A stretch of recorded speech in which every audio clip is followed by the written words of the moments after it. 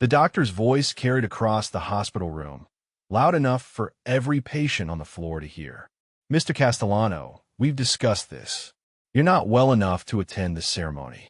And frankly, we need the bed." His hand moved to Vinny's chart without looking at the frail 90-year-old man whose trembling fingers still folded his small American flag with parade ground precision every single night. What Dr. Pritchard didn't know, what none of them knew, was that the scars covering that old man's body had a story that would bring a 3-star general to her knees. Vincent Castellano sat in the standard issue hospital bed, his frame so thin the blankets barely showed the outline of his body beneath them. Liver spots covered his hands. His fingers shook with the tremor that came with 9 decades of life. But when Dr. Raymond Pritchard entered the room that Tuesday morning, those trembling hands moved automatically to smooth the sheets, creating perfect hospital corners that would have passed inspection in any barracks in any war. The doctor barely glanced at him.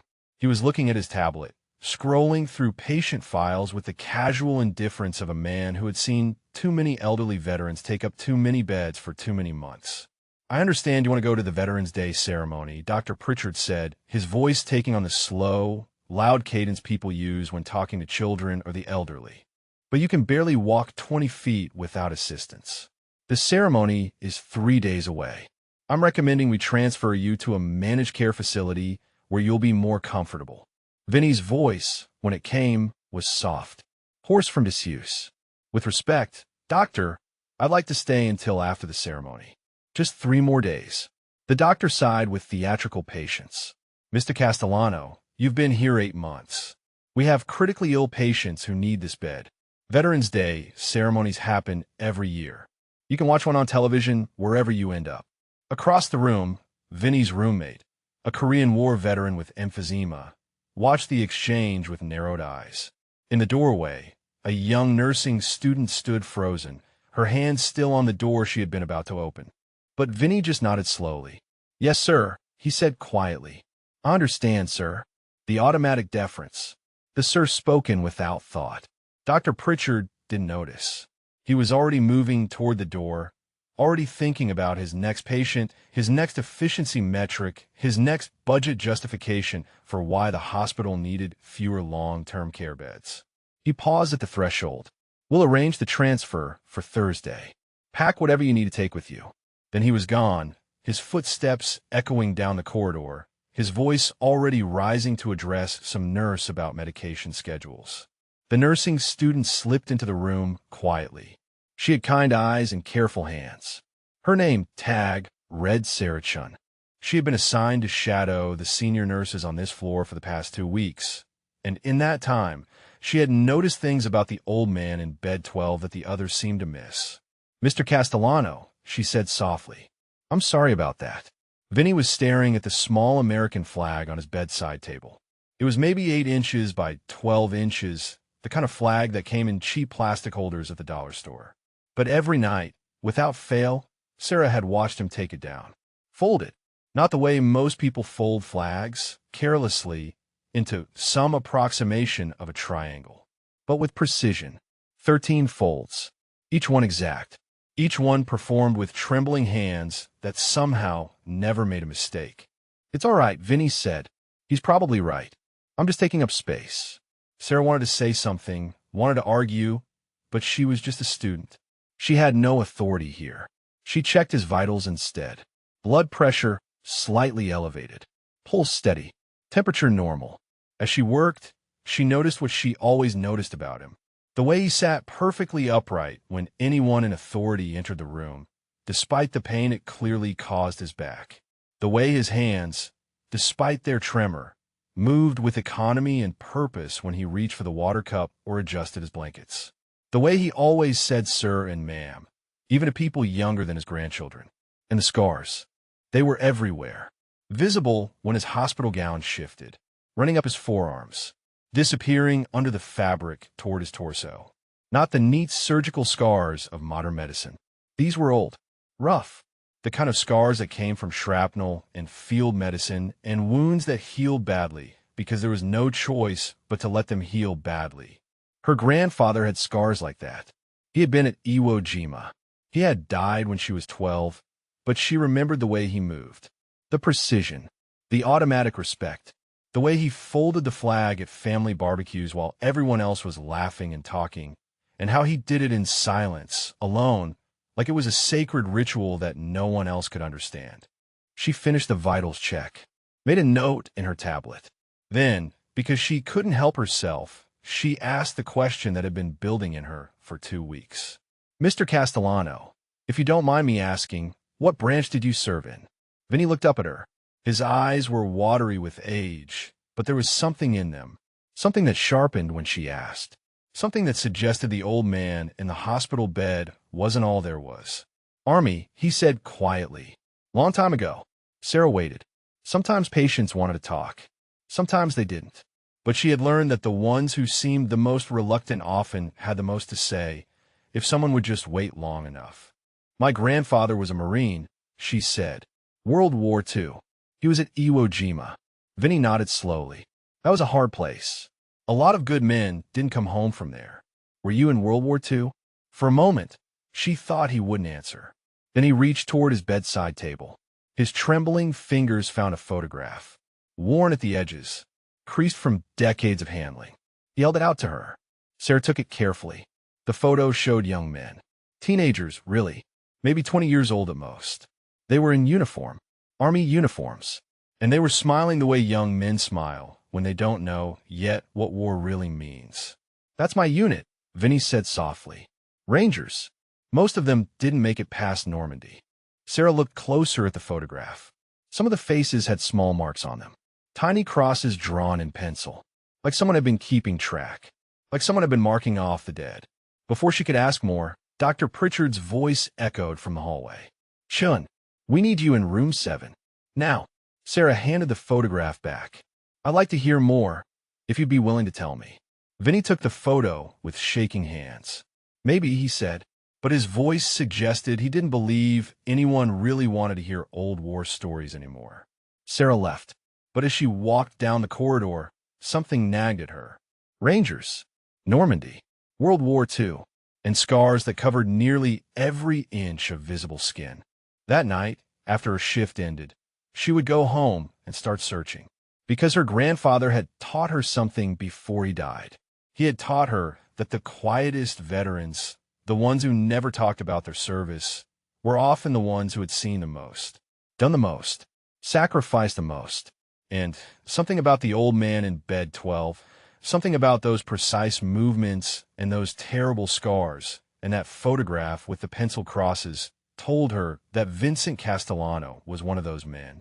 But what she didn't know yet, what she couldn't know yet, was that in exactly 48 hours, she would be standing in front of a retired general, showing her research on a 90-year-old man who once held a position at Bastogne for 14 hours while his best friend died in his arms. And that general would say one word that would change everything. Castle, would you like me to continue to Chapter 2? Night fell slowly over the VA hospital. The fluorescent lights in the corridors dimmed to their evening setting. Nurses moved quietly from room to room, checking vitals, dispensing medications, offering comfort to men and women who had given everything and received so little in return. In bed 12, Vincent Castellano waited until his roommate's breathing settled into the rhythm of sleep.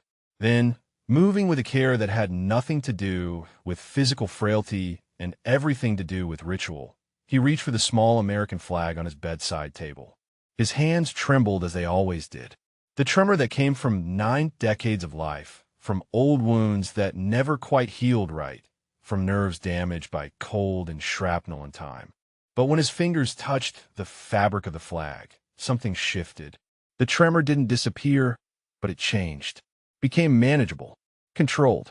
He had folded this flag every single night for 79 years, ever since the winter of 1944. Ever since Bastogne. The first fold brought the lower striped section up to meet the blue field. His movements were precise despite the shaking. Each fold had meaning. Each fold was a prayer. Each fold was a promise he had made to a dying man in a frozen foxhole on the coldest night of his life. Still here, brother, Vinny whispered to the empty room. Still remembering. The second fold. The third. His fingers worked automatically, muscle memory from thousands of repetitions. The flag grew smaller in his hands. Smaller and smaller until it became the perfect triangle that every military funeral detail knows how to create. He held it for a moment against his chest. The fabric was worn soft. There were stains on it that had never quite come out. Brown stains. Old blood from when he had pulled it from Jimmy Murphy's uniform pocket while his best friend's life drained into the snow. Tell them we held, Castle. Jimmy's voice, even after 79 years, was clear as a bell in Vinny's memory. Tell them we held. We held. Vinny whispered back to the ghost that had followed him through 8 decades. We held, Jimmy. I swear to God, we held. He placed the flag back on the bedside table. Arranged it just so, perfectly aligned with the edge. Then he reached for the photograph. The one he had shown to the nurse earlier. The one with all those pencil crosses. 22 faces looked back at him from June of 1944. Young faces. Confident faces. Boys who thought they were men. Who would become men in the worst way possible. Vinny's finger traced across the faces. Murphy, he whispered. Gone December 20th. Collins, gone June 6th. Rodriguez, gone September 17th. Patterson, gone November 4th. Williams, gone December 22nd. On and on. 22 names. 19 crosses. Only 3 unmarked faces. Vinny himself. And 2 men he had lost track of after Korea. Men who might be alive somewhere. Or might be dead and he just never heard about it. The memories came whether he wanted them or not. They always did at night. The sound of the landing craft ramp dropping. The roar of German machine guns. The water turning red around them. Collins going down before he even reached the beach. His face just gone. One moment there. The next moment just blood and water. Keep moving. That had been the only thought. Keep moving or die here. Vinny's hand moved unconsciously to his ribs. To the thick scar tissue that ran from his hip to his armpit. Shrapnel from Omaha Beach. The medic had pulled out 7 pieces right there in the sand, while German mortars fell around them. Said he was lucky. Said any one of those fragments could have hit something vital. Vinny had gone back to his unit 6 days later. Because that's what you did.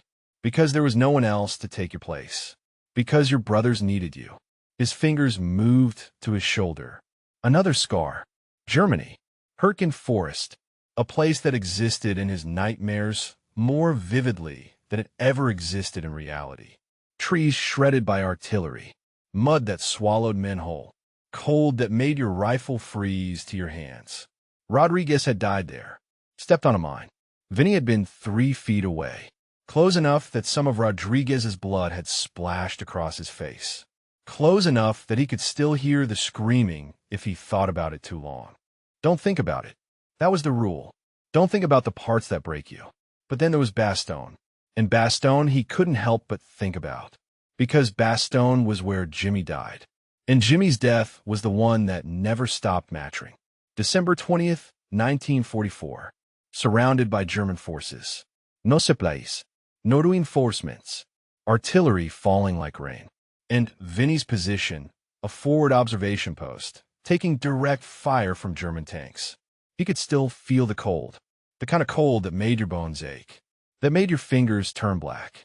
That made men cry, because crying was the only warmth they had left. Jimmy had been with him. His best friend since basic training. The kid from Brooklyn who made everyone laugh. Who shared his last cigarette. Who had a girl waiting for him back home. A girl named Marie who wrote him letters every single day.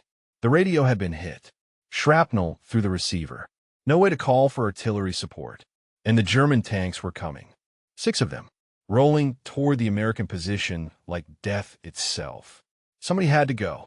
Somebody had to run 400 yards through open ground under direct fire to reach the command post. To get the artillery coordinates called in. To save the position. Vinny had gone. Not because he was brave, but because Jimmy had a girl waiting. Because Jimmy had a future. Because Vinny was just a kid from nowhere with nobody waiting and nothing to lose. He remembered running. Remembered the ground exploding around him. Remembered the scream of incoming shells. Remembered sliding into the command post with shrapnel buried in his back and his legs and his arms, but alive, still alive. He remembered giving the coordinates. Remembered the artillery officer's face when he realized what Vinny had just done. Remembered running back because Jimmy was alone and you never left your brother alone. The artillery had started falling. Right on target. The German tanks had pulled back. The position had held. But when Vinny got back to the foxhole, Jimmy was on the ground, hit by the same German barrage that had forced the tanks to retreat. A piece of shrapnel the size of a fist buried in his thigh. Femoral artery severed. Vinny had put pressure on it, had screamed for a medic, had held Jimmy's hand while his best friend's life pumped out into the snow no matter how hard Vinny pressed. 20 minutes. That's how long it took. 20 minutes of Jimmy getting paler and quieter and colder. 20 minutes of promises Vinny made that he knew he couldn't keep. I'll tell Marie. I'll make sure she knows. I'll make sure everyone knows what you did here. And then Jimmy's last words. Not your fault, Castle. Never your fault. Tell them we held. Then nothing. Just silence. And cold. And a body that used to be the best friend Vinny would ever have. Vinny came back to the present slowly. The hospital room. The beeping monitors. The smell of antiseptic. The trembling in his hands that had nothing to do with age and everything to do with memory. He looked down at the flag on his bedside table. Jimmy's flag. The one Vinny had pulled from his pocket. The one he had folded every night since. The one he would fold every night until he died. Still here, brother, he whispered again. Still trying. A soft knock on the door made him look up. Sarah Chun stood in the doorway, backlit by the corridor lights. She looked hesitant, uncertain whether to enter. I'm sorry, she said quietly. I saw your light was still on. I wanted to check if you needed anything. Vinny shook his head. I'm fine, thank you. But Sarah didn't leave. She stepped into the room, moving carefully, respectfully. Her eyes went to the flag on the bedside table, to the photograph still in Vinny's hands. Were you looking at your unit photo? Yes, ma'am. She moved closer, gestured to the chair beside his bed. May I? Vinny nodded. Sarah sat. For a long moment, neither of them spoke. Then she asked the question that had been building in her since her shift ended 6 hours ago. Mr. Castellano, I went home tonight and I looked up the 2nd Ranger Battalion. I saw what they did at Normandy. At Pointe du Hoc. I saw the casualty rates. Vinny was quiet. Those crosses on the photograph. Those are the ones who didn't make it home. Most of them didn't make it past the first day, Vinny said softly. And you were there. On D-Day. Omaha Beach. Dog Green Sector. Sarah's breath caught. She knew that name. Dog Green Sector.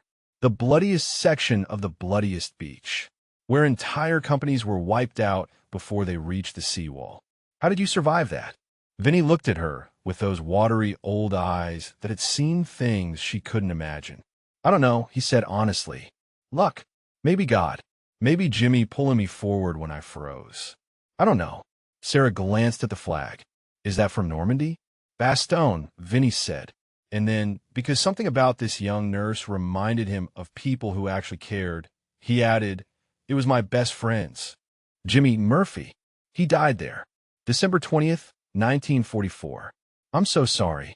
He made me promise to remember. To tell people what we did there. That we held the position. He touched the flag with trembling fingers. So I remember. Every night, I fold his flag. And I tell him we held. Sarah's eyes were wet. Did you tell people? About what happened? Vinny shrugged. For a while. After the war. But people didn't want to hear war stories anymore. They wanted to move on. Build futures. I got married. Had kids. Worked construction for 40 years. Jimmy's story became something I told at VFW halls to men who already knew. To men who were there. What about your children? Do they know? Vinny's face closed off slightly. They moved away. After my wife died. We don't talk much. Mr. Castellano, Sarah said carefully, I think what you did matters. I think your story matters. I think Jimmy's story matters. Vinny smiled sadly. You're kind to say so, but I'm just an old man taking up a hospital bed. Dr. Pritchard is probably right. It's time to move on. Sarah wanted to argue.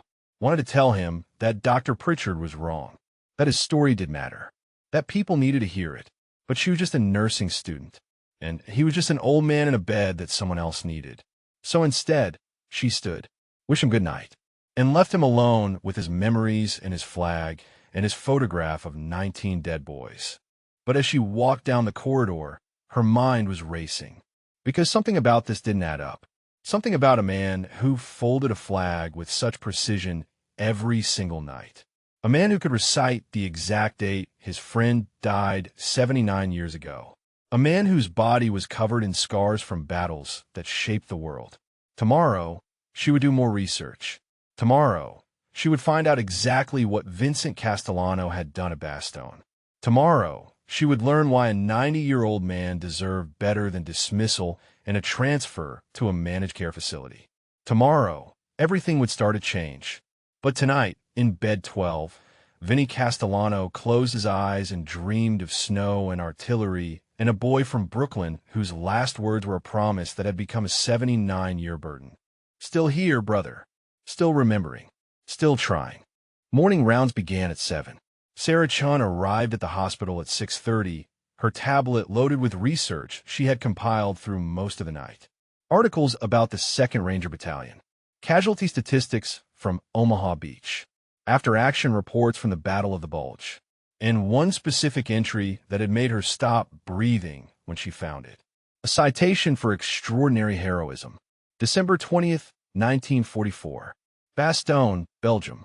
A corporal who held a forward observation position under direct fire ran 400 yards through enemy artillery to call and fire support, and returned to find his fellow soldier mortally wounded.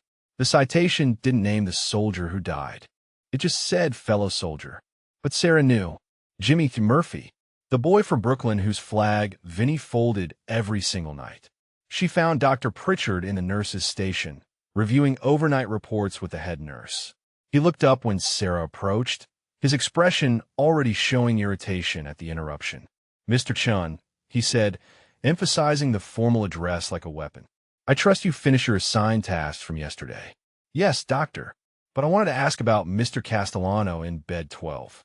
Dr. Pritchard's jaw tightened. "We discussed this yesterday. Mr. Castellano is being transferred Thursday. The matter is closed. With respect, doctor, I don't think you understand who he is." The head nurse glanced between them, sensing confrontation. Dr. Pritchard set down his tablet with deliberate slowness. "I understand perfectly well who he is. He's a 90-year-old patient who has been occupying a bed for 8 months. He has no acute medical needs. He belongs in long-term care." Sarah pulled out her tablet. "Doctor, I spent last night researching the 2nd Ranger Battalion. Mr. Castellano served with them. He was at Normandy, at Bastogne. I found a citation for extraordinary heroism with his name on it." Dr. Pritchard barely glanced at the tablet. "War stories. They all have them. Half of them are exaggerated. The other half are completely fabricated. This isn't a story, doctor. This is documented. Official military records." The doctor's voice rose, carrying down the corridor. "Ms. Chun, I don't have time for this. Every elderly veteran in this hospital thinks they're Audie Murphy. Mr. Castellano probably read about the 2nd Rangers and convinced himself he was there. It happens all the time." Sarah felt her face flush. "But I saw his dog tags. I saw the photograph of his unit, both of which could be purchased at any military surplus store for $20. The head nurse touched Sarah's arm gently. "Perhaps we should discuss this later." But Sarah couldn't let it go. Couldn't let this pompous, dismissive man erase Vinny's service like it was nothing. "Doctor, with respect, I think we should at least verify his service record before transferring him." Dr. Pritchard stood. His voice took on the slow, loud cadence he used when talking to patients he considered confused. "Ms. Chun, you are a nursing student. You are not a historian. You are not a military researcher. You are certainly not in a position to question my medical decisions. Mr. Castellano is being transferred Thursday. This conversation is over." He picked up his tablet and walked toward the patient rooms. Sarah stood frozen, anger and frustration burning in her chest. The head nurse, a woman named Margaret who had worked at the VA for 30 years, leaned close. "Go check on him anyway. Sometimes the best thing we can do is just listen." Sarah found Vinny in his usual position, sitting upright in bed despite the obvious discomfort, his trembling hands smoothing the sheets into perfect hospital corners, his eyes focused on something far away. "Good morning, Mr. Castellano." Vinny looked up. His face brightened slightly when he saw her. "Good morning, ma'am. How are you feeling today?" "About the same. The doctor tell you I'm leaving Thursday?" "He did. I'm sorry about that." Vinny shrugged, with the acceptance of someone who had learned long ago not to expect fairness. "It's all right. He's probably right. Someone else needs this bed more than I do." Sarah pulled up the chair beside his bed, the same chair she had sat in last night. "Mr. Castellano, can I ask you about your service? About what you did at Bastogne?" For a moment, Vinny's face changed. The old man disappeared. Something else looked out from behind those watery eyes. Something harder, colder, something that had seen the worst things humans could do to each other and survived anyway. "What do you want to know?" "I found a citation for extraordinary heroism. December 20th, 1944. It had your name on it." Vinny was quiet for a long moment. Then he began to speak, his voice low, measured, like he was reading from an after-action report filed 80 years ago. "We were surrounded. The Germans had us cut off. No supplies coming in. Artillery falling every few minutes. It was the coldest winter anyone could remember. Men were getting frostbite in their foxholes, losing toes, losing fingers, some of them losing their minds." Sarah listened, barely breathing. "I was forward observer. Me and Jimmy. We had a radio. Our job was to call in artillery if the Germans tried to advance. But our radio took a hit. Shrapnel right through the receiver. And then we saw the tanks coming. 6 of them, heading straight for our position." His hands were shaking more now, but his voice stayed steady. "Someone had to run back to the command post. 400 yards. Open ground. Germans had the whole area targeted. Anyone who moved drew fire immediately. You volunteered. Jimmy had a girl waiting for him. Marie. She wrote him every day. I didn't have anyone, so I went." Sarah's throat was tight. "Did you make it?" "Obviously," Vinny said with a ghost of a smile. "Got the coordinates called in. Artillery stopped the tanks. Position held. The citation said you went back after calling in the fire. Jimmy was my brother. You don't leave your brother alone. And he was wounded when you got back." Vinny's voice went flat.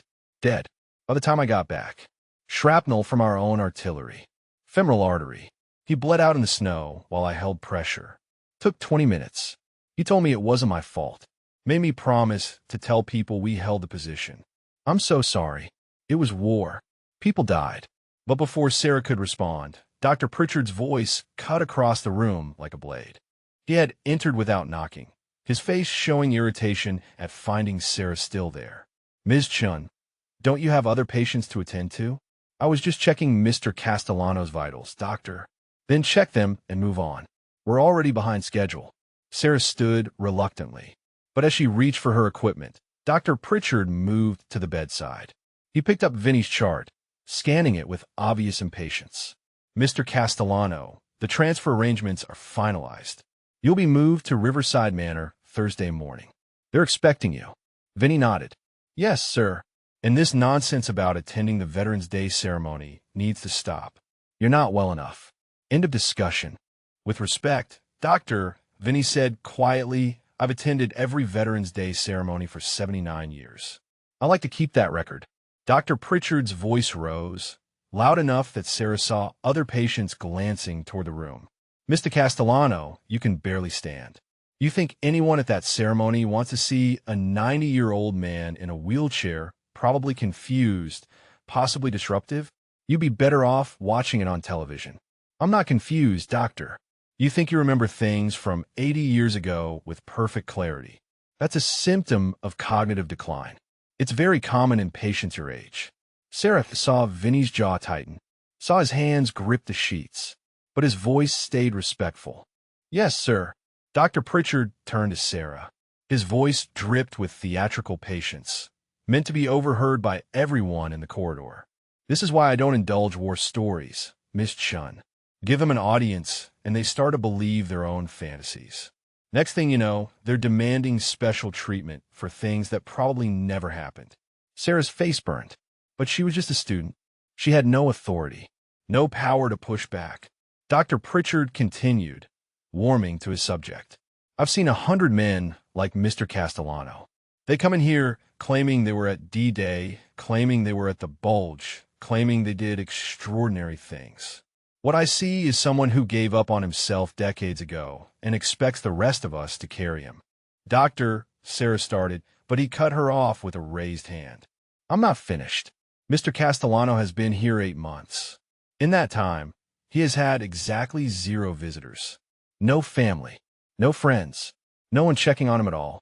That tells me everything I need to know about how much his war stories matter to the people who actually know him. The words hung in the air like poison. Sarah saw Vinny flinch, saw something break behind his eyes. The old soldier disappeared. Just an old man remained. Small, diminished, forgotten. Now, Dr. Pritchard said, checking his watch, I have actual medical emergencies to attend to. Ms. Chun, finish your vitals check and move on. Mr. Castellano, I suggest you start thinking about what you want to take to Riverside Manor. You won't need much. He left, his footsteps echoing, his voice already rising to address some other nurse about some other inefficiency. Sarah stood frozen. She wanted to say something, wanted to apologize, wanted to tell Vinny that Dr. Pritchard was wrong, that his service mattered, that his stories were real. But Vinny had turned away, was staring at the small flag on his bedside table. His shoulders slumped in a way she had never seen before. Mr. Castellano, Sarah whispered. It's all right, he said quietly. He's probably right. It was a long time ago. Maybe I do remember it wrong. Maybe it doesn't matter anymore. It matters. But Vinny just shook his head. You should go, ma'am. I don't want you getting in trouble on my account. Sarah left, but as she walked down the corridor, she felt something crystallizing inside her. Anger, determination, a bone-deep certainty that what had just happened was wrong. In her pocket, her phone buzzed. A text from her roommate, another nursing student. Did you see the news? There's a retired general touring VA facilities this week. Some kind of inspection. She's at our hospital tomorrow. Sarah stopped walking, stared at the message. Then she started searching. Retired general. Va facility inspection. Military historian. And there it was. Brigadier General Patricia Morrison. Retired. Military historian specializing in World War II operations. Author of the definitive book on Ranger operations in Europe. Currently conducting a nationwide review of VA facility treatment of elderly combat veterans. Sarah's hands started shaking because she had an idea, a crazy idea, an idea that could get her expelled from the nursing program if it went wrong. But as she looked back toward room 12, toward the old man who folded a flag every night to keep a promise to a friend who died 80 years ago, she knew she was going to do it anyway. Tomorrow, General Morrison would be touring this facility. Tomorrow, Sarah would find her. Tomorrow, she would show her the research, the citation, the photograph with all those pencil crosses. Tomorrow, Dr. Pritchard would learn that some old men weren't just telling war stories.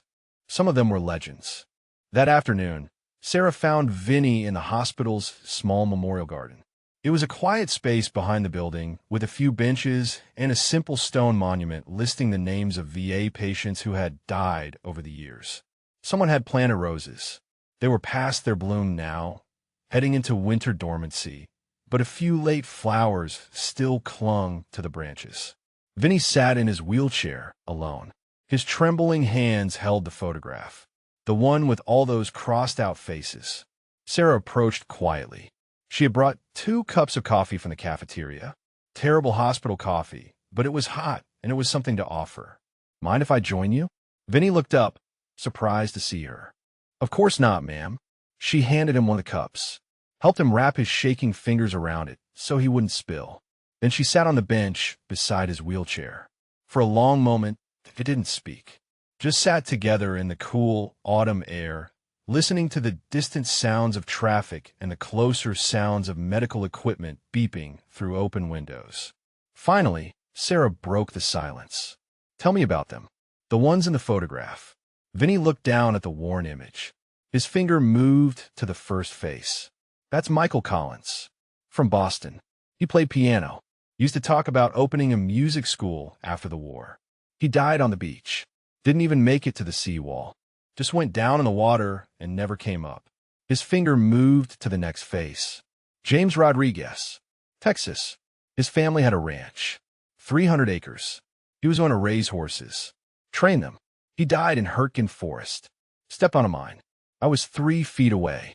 Sarah listened as Vinny went through each face, each name, each dream that died in the mud or the water or the snow. 22 boys who became men for just long enough to die as soldiers. And Jimmy? Sarah asked softly when Vinny's finger reached the last unmarked face besides his own. Vinny's voice changed when he said the name. Got softer, more careful, like he was handling something fragile. James Patrick Murphy. Everyone called him Jimmy. From Brooklyn. His dad ran a corner store. Jimmy used to say he was going to take it over someday. Marry his girl Marie. Have 6 kids.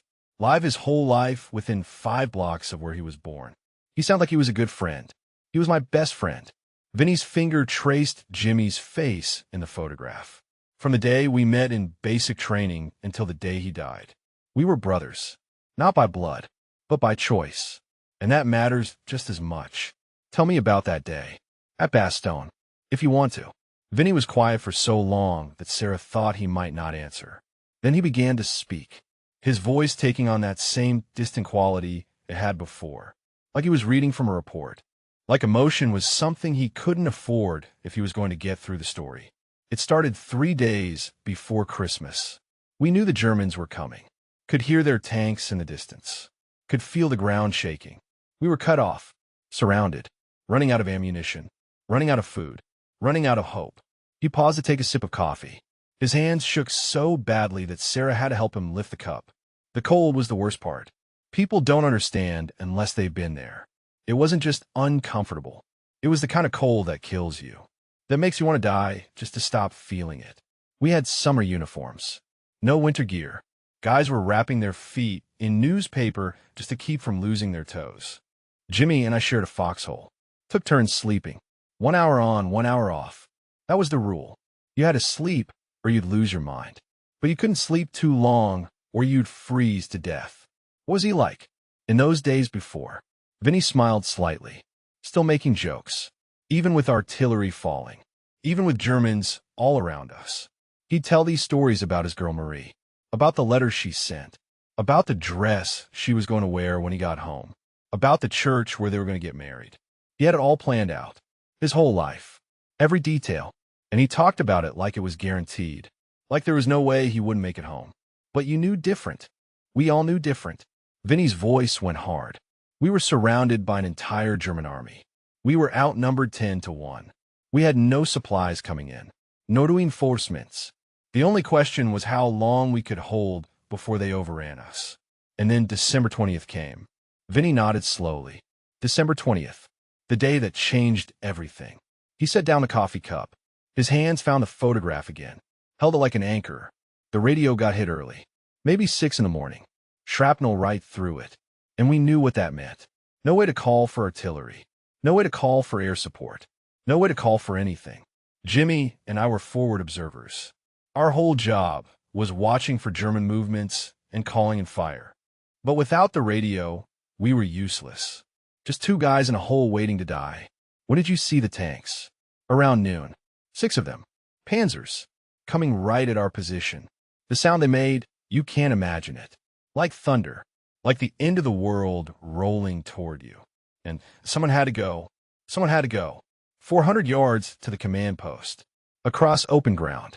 The Germans had every inch of it targeted. Anyone who moved drew fire immediately. We'd seen it happen. Guys trying to move between positions. Most of them didn't make it 10 feet. Sarah could barely breathe. Why did you volunteer? Vinny looked at her with those old eyes that had seen too much. Because Jimmy had Marie waiting. Because Jimmy had a future.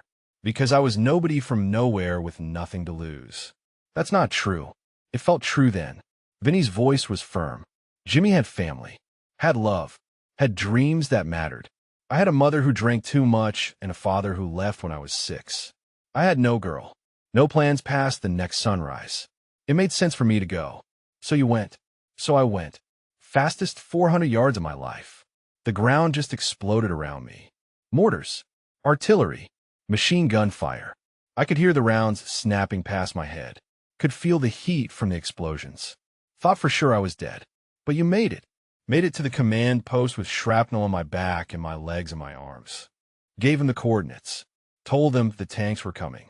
The artillery officer looked at me like I was a ghost. Couldn't believe anyone had made it across that ground alive.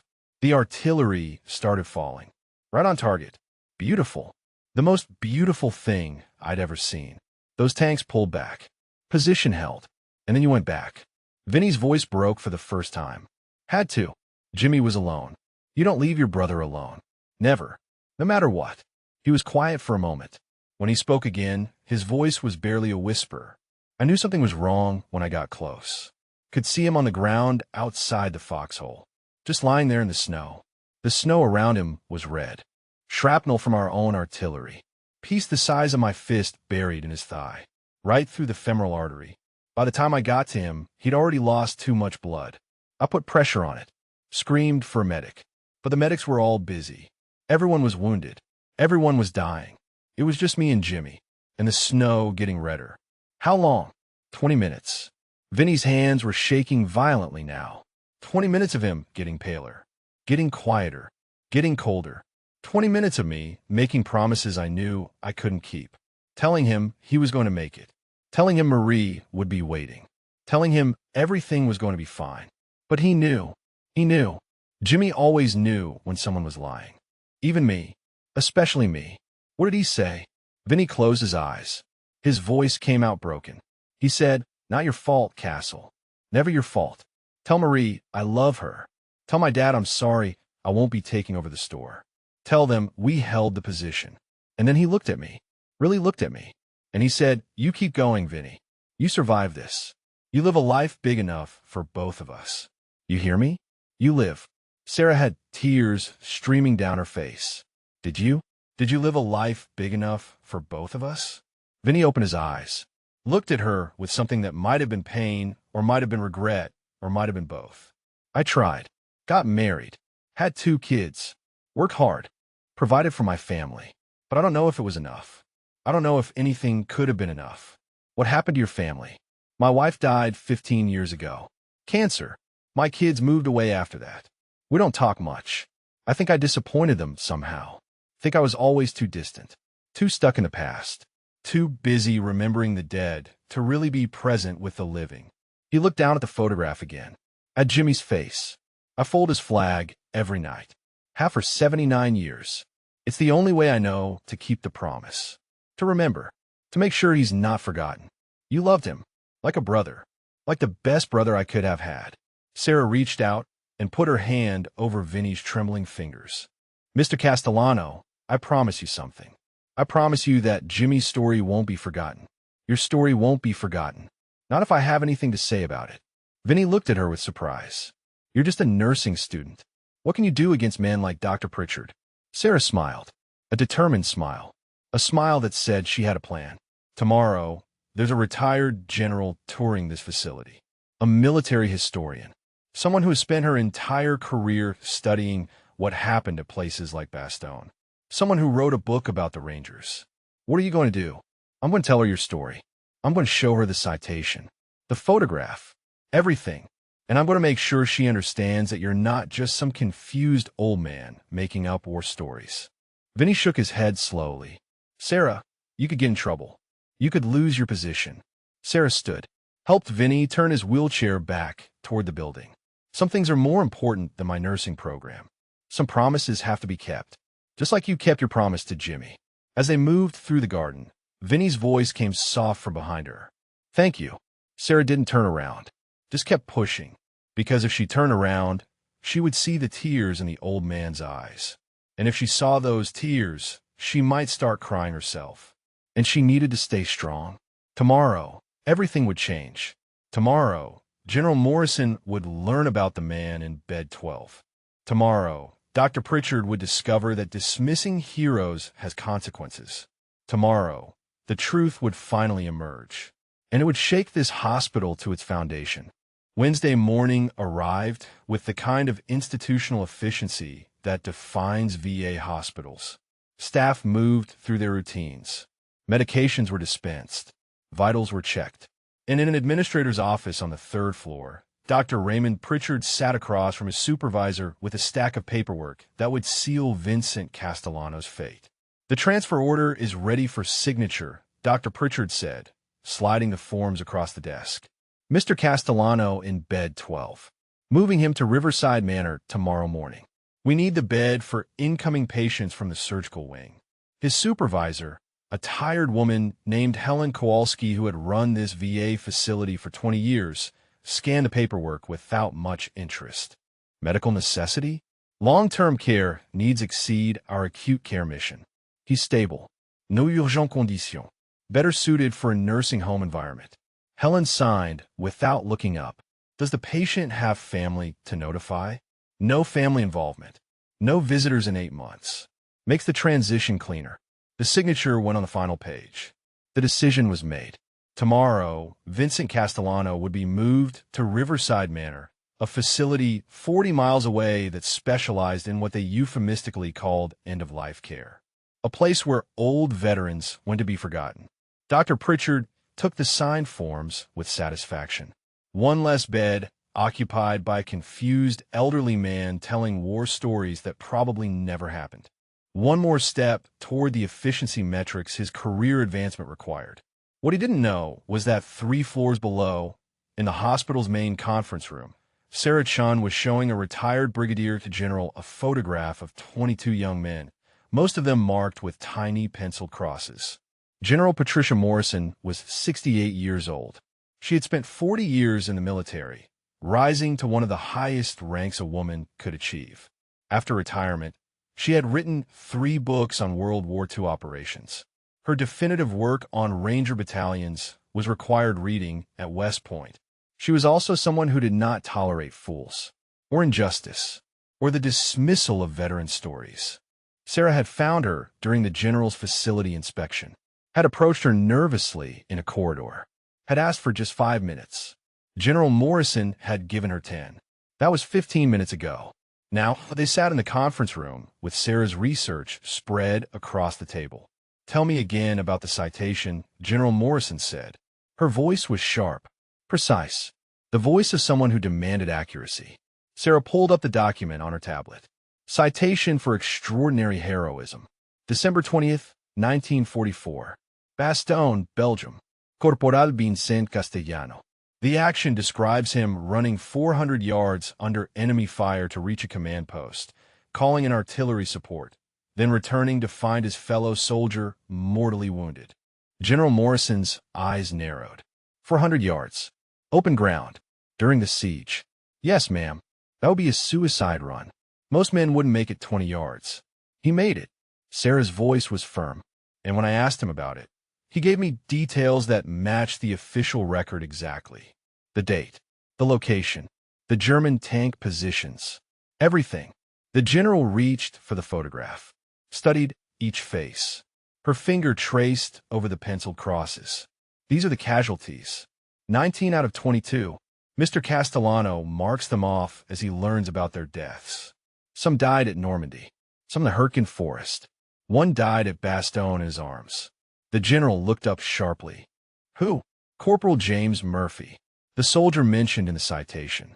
Mr. Castellano still carries his flag, folds it every night, has for 79 years. General Morrison was quiet for a long moment. Then she stood. Take me to him. Sarah's heart jumped. Now. Right now. But as they moved toward the corridor, Sarah's phone buzzed with a text from the head nurse. Dr. Pritchard looking for you. Says you missed morning rounds. Seems angry. Sarah showed the message to General Morrison. The general's expression hardened. Lead the way, she said. And if anyone tries to stop us, refer them to me. They found Dr. Pritchard outside room 12. He was reviewing Vinny's chart with a nurse, his voice carrying that familiar tone of theatrical impatience. I want him ready for transport first thing tomorrow. No dilas. No excuses. The facility is expecting him at 9. He looked up as Sarah and General Morrison approached. His eyes flicked over the general's business suit, missing the small flag pin on her lapel, missing the bearing that marked her as someone who had commanded thousands. Miss Chun, where have you been? You were due for rounds at 7. I was showing General Morrison some research. Doctor, about Mr. Castellano. Dr. Pritchard's jaw tightened. I thought we discussed this. Mr. Castellano's case is closed. General Morrison stepped forward. Her voice cut through the corridor like a command. Dr. Pritchard, I presume? And you are? Brigadier General Patricia Morrison, United States Army, retired. I'm conducting a review of VA facility treatment protocols for elderly combat veterans. I understand you're transferring Corporal Castellano tomorrow. Mr. Castellano, Dr. Pritchard corrected with emphasis. He hasn't been a corporal in 80 years. And yes, he's being moved to more appropriate care. On what grounds? Medical grounds. He's a long-term care patient with no acute needs. We have limited beds. We have to prioritize. I see. General Morrison's voice was ice. And you verified his service record? Confirmed his medical history includes combat injuries? Reviewed his eligibility for veteran-specific programs? Dr. Pritchard's face flushed. With respect, General, I don't need to verify war stories to make medical decisions. Mr. Castellano is 90 years old. Half of what he remembers is probably confused or fabricated. The General's expression didn't change, but something in her eyes went very cold. So you're saying you haven't reviewed his service record? I'm saying it's not relevant to his current medical needs. Not relevant. General Morrison repeated the words slowly. A man who may have earned combat decorations, who may have sustained service-related injuries, who may qualify for enhanced benefits. And you determined this was not relevant. Those are big ifs, General. Every elderly veteran in this hospital claims they were at D-Day, claims they were heroes. Most of them are exaggerating or outright lying. Is that your professional medical opinion? Dr. Pritchard's voice rose, defensive now. It's my professional experience. I've been treating veterans for 15 years. I know the difference between genuine service and tall tales.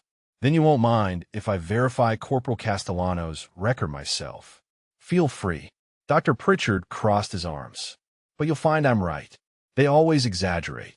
General Morrison turned to Sarah. Ms. Chun, would you bring me the photograph and the citation you showed me? Sarah hurried into room 12. Vinny was sitting up in bed, watching the confrontation in the hallway with wide eyes. She grabbed the photograph and her tablet. When she returned, the general laid the photograph on the nurse's station counter. Dr. Pritchard glanced at it dismissively. A unit photo. Could be anyone. 2nd Ranger Battalion, General Morrison said. June 1944. 3 weeks after D-Day. Notice anything about the faces? Dr. Pritchard looked closer despite himself. Some have marks on them. Crosses. 19 of them. Corporal Castellano marks each one as he learns of their deaths. These aren't just faces, Doctor. These are men who died at Normandy, Hurtgen Forest, and Bastogne. Still doesn't prove anything about Mr. Castellano specifically. General Morrison pulled out her phone. Made a call. The conversation was brief. Professional. When she hung up, her expression was grim. I just spoke with the National Archives Military Records Division. They're pulling Corporal Castellano's complete service file. Should have it within the hour. Dr. Pritchard shifted uncomfortably. I'm sure you'll find he served honorably. That doesn't change the fact that he needs long-term care. What it changes, Doctor, is whether that care should be provided here, in a VA facility with access to veteran-specific programs, or in a civilian nursing home 40 miles away, where his service record will be ignored and his benefits will be lost. The doctor's face was red now. This is a medical decision, not a political one. Everything involving veterans is political, General Morrison said coldly, especially when those veterans are being transferred without proper verification of their service, their benefits, or their needs. She turned to Sarah. Ms. Chun, cancel any transport orders for Corporal Castellano. He's not going anywhere until I've reviewed his complete file. You don't have authority here, Dr. Pritchard snapped. General Morrison smiled. It was not a friendly smile. Doctor, I was sent here by the Department of Veterans Affairs to review facility protocols. I have direct authority from the Secretary. If I find evidence that combat veterans are being transferred without proper review of their service records and benefit eligibility, this facility will face a formal investigation. Your name will be on every report. Dr. Pritchard opened his mouth, closed it, opened it again. I was just following standard protocol. Then your protocols are inadequate. The general's voice could have frozen water. And if I find that Corporal Castellano's service record is even half as distinguished as Ms. Chen's research suggests, you and I are going to have a very long conversation about how this hospital treats its heroes. She turned back to Sarah. I want to speak with Corporal Castellano. Privately. Can you arrange that? Of course, ma'am. As they walked toward room 12, Sarah heard Dr. Pritchard behind them. His voice low, angry, making a phone call to someone. Probably his supervisor. Probably trying to explain how a routine transfer had suddenly become a potential scandal. Inside the room, Vinny sat at rigid attention despite his trembling. His eyes were fixed on the general with something that looked like fear mixed with hope. General Morrison approached the bed, extended her hand. Corporal Castellano. I'm Brigadier General Patricia Morrison, retired. I've spent 20 years studying what happened at Bastogne, and I'd very much like to hear your story. Vinny's trembling hand reached out, took hers. Ma'am, he said quietly. His voice was hoarse, uncertain. I don't know what Sarah told you, but I was just doing my job. Your job, General Morrison said, was to run 400 yards through enemy artillery to save your position. Your job was to hold against a German tank column. Your job was to watch your best friend die in your arms. Vinny's eyes filled with tears. Yes, ma'am. That's not just doing your job, Corporal. That's heroism. And in exactly 1 hour, when your service record arrives, I'm going to make damn sure everyone in this hospital knows it. She pulled up a chair, sat down beside the bed like she had all the time in the world. Now tell me about December 20th. Tell me about Jimmy Murphy. Tell me everything, because your story deserves to be heard. And I promise you, it will be. Vinny talked for 45 minutes. General Morrison didn't interrupt once. She sat perfectly still, her eyes never leaving his face, as he recounted every detail of December 20th, 1944. The cold, the artillery, the radio getting hit, the decision to run, the 400 yards that felt like 400 miles. The beautiful arc of American artillery falling exactly where he had called it. And Jimmy, always Jimmy, bleeding out in the snow while Vinny held pressure and made promises he couldn't keep. When Vinny finished, his voice hoarse and his hands shaking worse than ever, General Morrison reached in her briefcase. She pulled out a book, her own book, The Definitive History of Ranger Operations in Europe. She opened it to a marked page, began to read aloud. The action at Bastogne on December 20th involved one of the most remarkable displays of individual courage in the entire siege. When Forward Observation Post 7 lost radio contact during a German tank advance, Corporal Vincent Castellano volunteered to cross 400 yards of open ground under direct artillery fire to reach the command post. Despite sustaining multiple shrapnel wounds, Castellano successfully delivered targeting coordinates that stopped the German advance. His actions saved an estimated 40 American lives. Upon returning to his position, Castellano discovered that Corporal James Murphy had been mortally wounded by friendly artillery. Castellano remained with Murphy, providing aid until Murphy succumbed to his wounds approximately 20 minutes later. General Morrison looked up from the book. Vinny's face had gone pale. His lips were trembling. You know my story, he whispered. Every military historian who studies Bastogne knows your story, Corporal. You're in the official after-action reports. You're in the division history. You're in my book. What I didn't know until today was that you were still alive. I never told anyone I was in the book. Why not? Vinny looked down at his hands.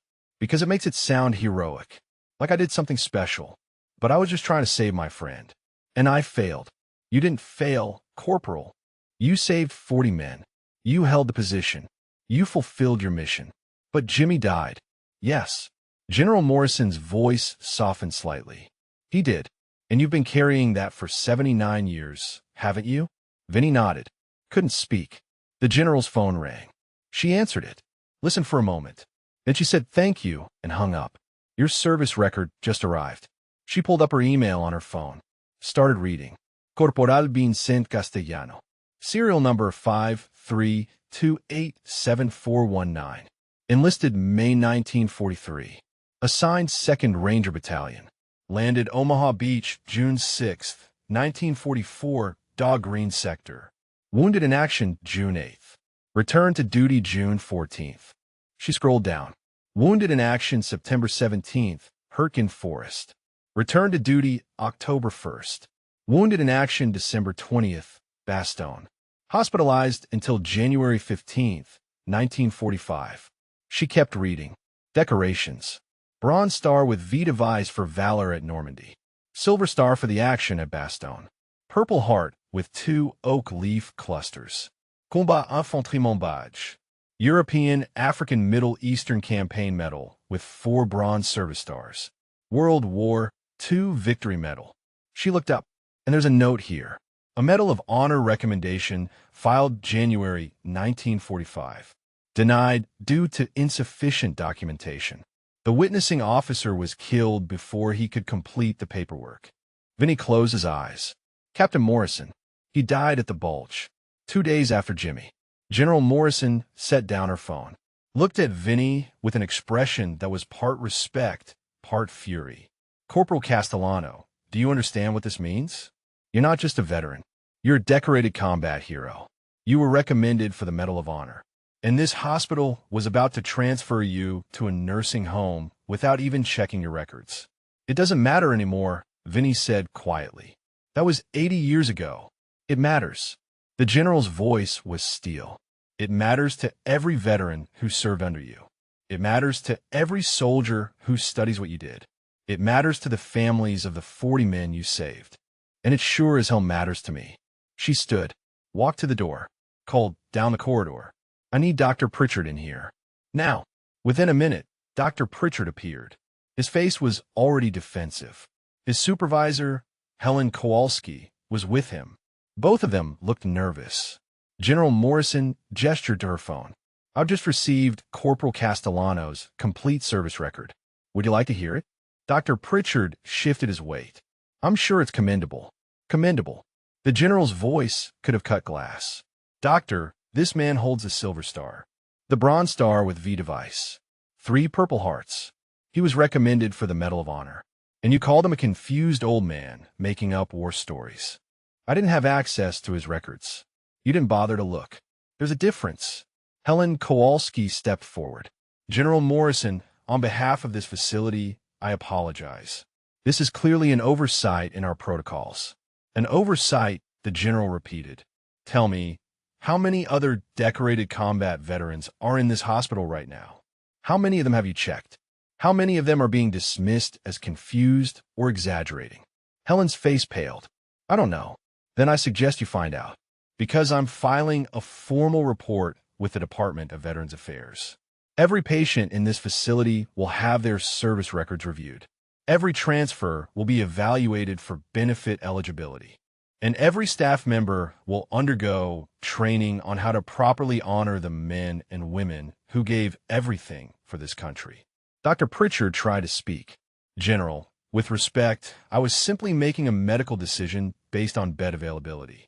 General Morrison turned on him. The movement was sudden, precise, military. You want to talk about respect, doctor?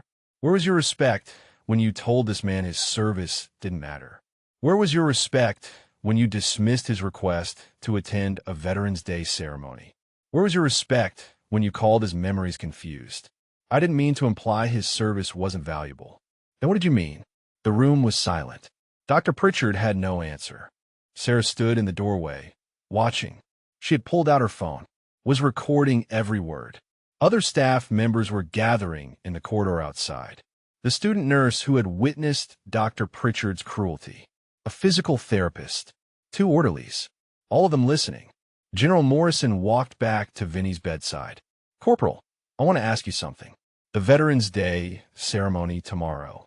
Do you still want to attend? Vinny looked up at her with those old, watery eyes. More than anything, ma'am. Then you'll attend. She turned to Helen. You'll arrange transportation. Wheelchair accessible. And I'll be accompanying him personally. Of course, General. And the transfer order? Cancelled, Helen said quickly. Corporal Castellano will remain in this facility for as long as he needs care. General Morrison looked at Dr. Pritchard. Do you have any objections, doctor? No, ma'am, he said quietly. His career was over. They all knew it. Every person in that corridor knew it. The general pulled a business card from her pocket, handed it to Vinny. "Corporal, this is my direct number. If anyone in this facility treats you with anything less than the respect you've earned, you call me immediately. Understood?" "Yes, ma'am."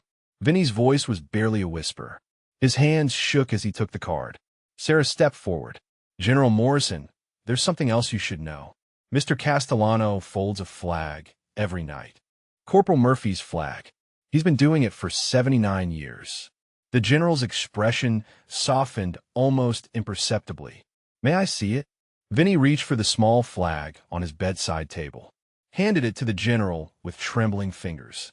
General Morrison took it like it was made of glass, unfolded it carefully, saw the brown stains that had never come out, the worn fabric, the tears carefully mended over decades. She refolded it with the same precision Vinny used. 13 folds, perfect triangular shape. Then she did something that made every person in that corridor go absolutely silent. She stood at attention, held the flag against her chest, and she saluted. "For Corporal Murphy," she said quietly. "And for you, Corporal Castellano, for what you did, for what you lost, for what you've carried all these years." Vinny tried to speak, couldn't. Tears streamed down his weathered face. His whole body shook. One by one, the staff in the corridor came to attention. Sarah first, then the student nurse, then the physical therapist, the orderlies, even Helen Kowalski. All of them standing at attention, all of them saluting. Dr. Pritchard stood apart, alone, his face white, his hands at his sides. General Morrison handed the flag back to Vinny.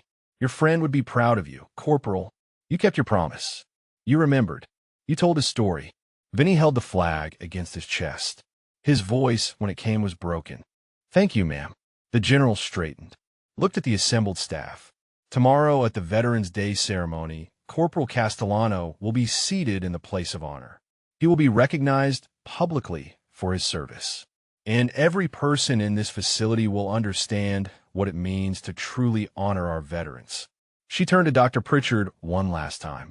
"As for you, Doctor, you and I will be having a very detailed conversation with the facility director and the VA regional administrator. I suspect you'll find your career taking a different direction very soon." Then she walked out, her footsteps echoing down the corridor, her bearing perfect, her purpose clear. Sarah moved to Vinny's side, took his trembling hand. "You did it," she whispered.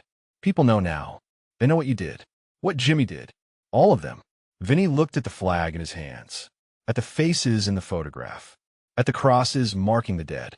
"Still here, brother," he whispered, still remembering. And finally, after 79 years, people are listening. Down the corridor, Dr. Pritchard was already packing his office, his hands shaking, his face pale, his certainty shattered. Tomorrow would bring the ceremony, the recognition, the vindication. But today, in room 12, an old soldier finally understood that his sacrifice mattered, that his service was real, that his promise to a dying friend had not been in vain. And somewhere, in whatever place the dead go to watch over the living, Jimmy Murphy smiled. That night, Vinny couldn't sleep, not from anxiety or pain, but from something he hadn't felt in 15 years. Hope. The kind of hope that makes your chest tight and your eyes burn. The kind that feels dangerous because you've learned not to trust it. He sat in his hospital bed, the small flag in his hands, and for the first time in 79 years, he wondered if maybe Jimmy would have approved. If maybe keeping the promise didn't mean carrying the guilt forever. If maybe, finally, it was okay to let someone else share the weight. A soft knock on the door interrupted his thoughts. Sarah entered quietly, still in her scrubs, even though her shift had ended hours ago. "Can't sleep either?" she asked. Vinny shook his head. Too much happening. Too much changing. She pulled up the familiar chair beside his bed. In her hands, she held a manila folder. "I wanted to show you something." General Morrison sent it over before she left for the evening. She opened the folder. Inside were printed pages, photographs, documents. The first image showed a young soldier in dress uniform, medals pinned to his chest, standing at rigid attention. The face was familiar, even though the man in the photo couldn't have been more than 25. "That's you," Sarah said. January 1945. Silver Star Ceremony. Vinny stared at the photograph. He barely remembered that day. He had been so focused on getting back to his unit, on making sure the position stayed held, on surviving the next hour. The medals had seemed irrelevant when most of the men who deserved them were already dead. "You look so young," Sarah said softly. "I was young. Too young to have seen what I'd seen. Too young to have lost what I'd lost." She turned the page. Another document. Typewritten. Official military letterhead. Vinny's eyes struggled to focus on the text, but Sarah read it aloud. Recommendation for Medal of Honor. Corporal Vincent Castellano. For conspicuous gallantry and intrepidity at the risk of his life above and beyond the call of duty. On December 20th, 1944, near Bastogne, Belgium, Corporal Castellano voluntarily exposed himself to intense enemy fire to save his unit from imminent destruction. She continued reading. The document was detailed, specific. It described the German tank advance, the destroyed radio, the decision to run across open ground. It described the shrapnel wounds Vinny sustained, the artillery he called in, the lives he saved. It described him returning to find Murphy mortally wounded and remaining at his side until the end. At the bottom was a signature. Captain Robert Morrison, killed in action, December 22nd, 1944. Your witnessing officer, Sarah said. He filed this 2 days before he died. But because he was killed before the final paperwork could be processed, the recommendation was denied on a technicality. Vinny's hands trembled worse than usual. Captain Morrison was a good man. He didn't need to write that. He wrote it because it was true. Sarah turned another page. And General Morrison thinks it should be reconsidered. Vinny looked up sharply. What? She's already making calls. To the Pentagon. To the Department of Defense. To congressional offices. She thinks you deserve the recognition you were denied 80 years ago. I don't need a medal, Vinny said quietly. I just wanted people to remember Jimmy. They will remember Jimmy. But they need to remember you too. What you did. What you sacrificed. Vinny looked back at the photograph of his younger self. At the medals already pinned to his chest. At the eyes that had already seen too much. I could have walked away, he said suddenly. His voice distant. After I called in the artillery, I could have stayed at the command post. Could have gotten medical treatment for my wounds. Could have let someone else go back to the foxhole. But you didn't. Couldn't. Jimmy was my brother. And you don't abandon your brother. Not ever. Not for any reason. Sarah leaned forward. Mr. Castellano, can I ask you something personal? Of course. Why did you stop talking to your children? Vinny was quiet for a long time. When he spoke, his voice was barely audible. Because I failed them the same way I failed Jimmy. I was there, but I wasn't present. I came home from the war, but part of me never left that foxhole. My wife understood. She was patient. But the kids, they just saw a father who was distant, who stared at nothing, who woke up screaming, who couldn't celebrate holidays because too many of my friends died during the winter. After my wife passed, I couldn't look at them without seeing everything I'd failed to give them. A father who was whole, who could be happy, who didn't carry 19 dead boys everywhere he went. So you left. I thought they'd be better off without me, without the weight of what I carried. Did you tell them why? Vinny shook his head. Just left a note. Said I was sorry, that they deserved better. Have you tried to contact them since? What would I say? I'm sorry I abandoned you because I couldn't forgive myself for surviving when better men died. That doesn't make it better. That just makes it worse. Sarah reached into her pocket, pulled out her phone. Mr. Castellano, General Morrison didn't just send your service record. She also did some research on your family. Vinny's breath caught. Why? Because she thinks they deserve to know what's happening tomorrow. That their father is being honored at the Veterans Day ceremony. That his story is finally being told. Sarah pulled up a screen on her phone. Your daughter's name is Catherine. She lives in Portland. She's a teacher. Your son is Michael. He's in Seattle. He's an engineer. They both have families. Grandchildren you've never met. Vinny's eyes filled with tears. I know. I've kept track. From a distance. You've been watching them? Just making sure they're okay. That they're happy. That they built good lives without me dragging them down. Mr. Castellano, what if they don't want a life without you? What if they've been looking for you all these years? Vinny shook his head.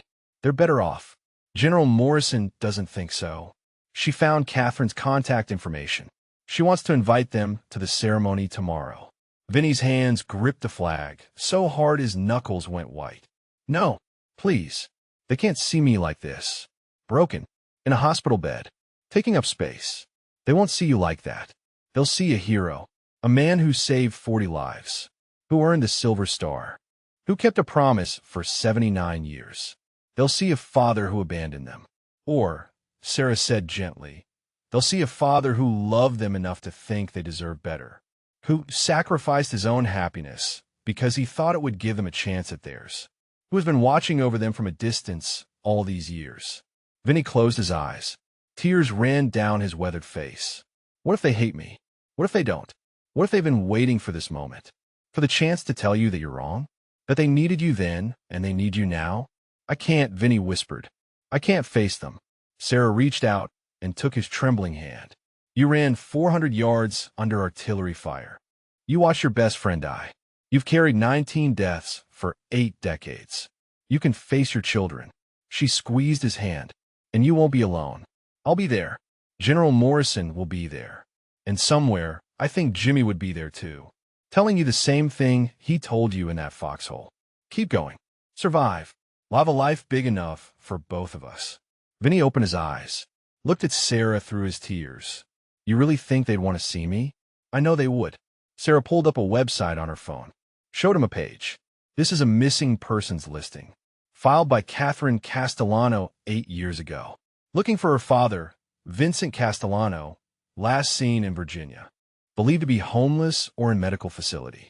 Family desperate for contact. Vinny stared at the listing. At his daughter's name. At the word desperate. They've been looking for you, Sarah said. All this time. They never gave up. Vinny's whole body shook. He put his hand over his mouth to muffle the sobs. Sarah moved closer. Put her arm around his shoulders. Let him cry against her the way he probably should have cried decades ago. When the tears finally slowed, Vinny pulled back. Wiped his eyes with shaking hands. If I see them tomorrow, what do I say? You start with I'm sorry. Then you tell them the truth.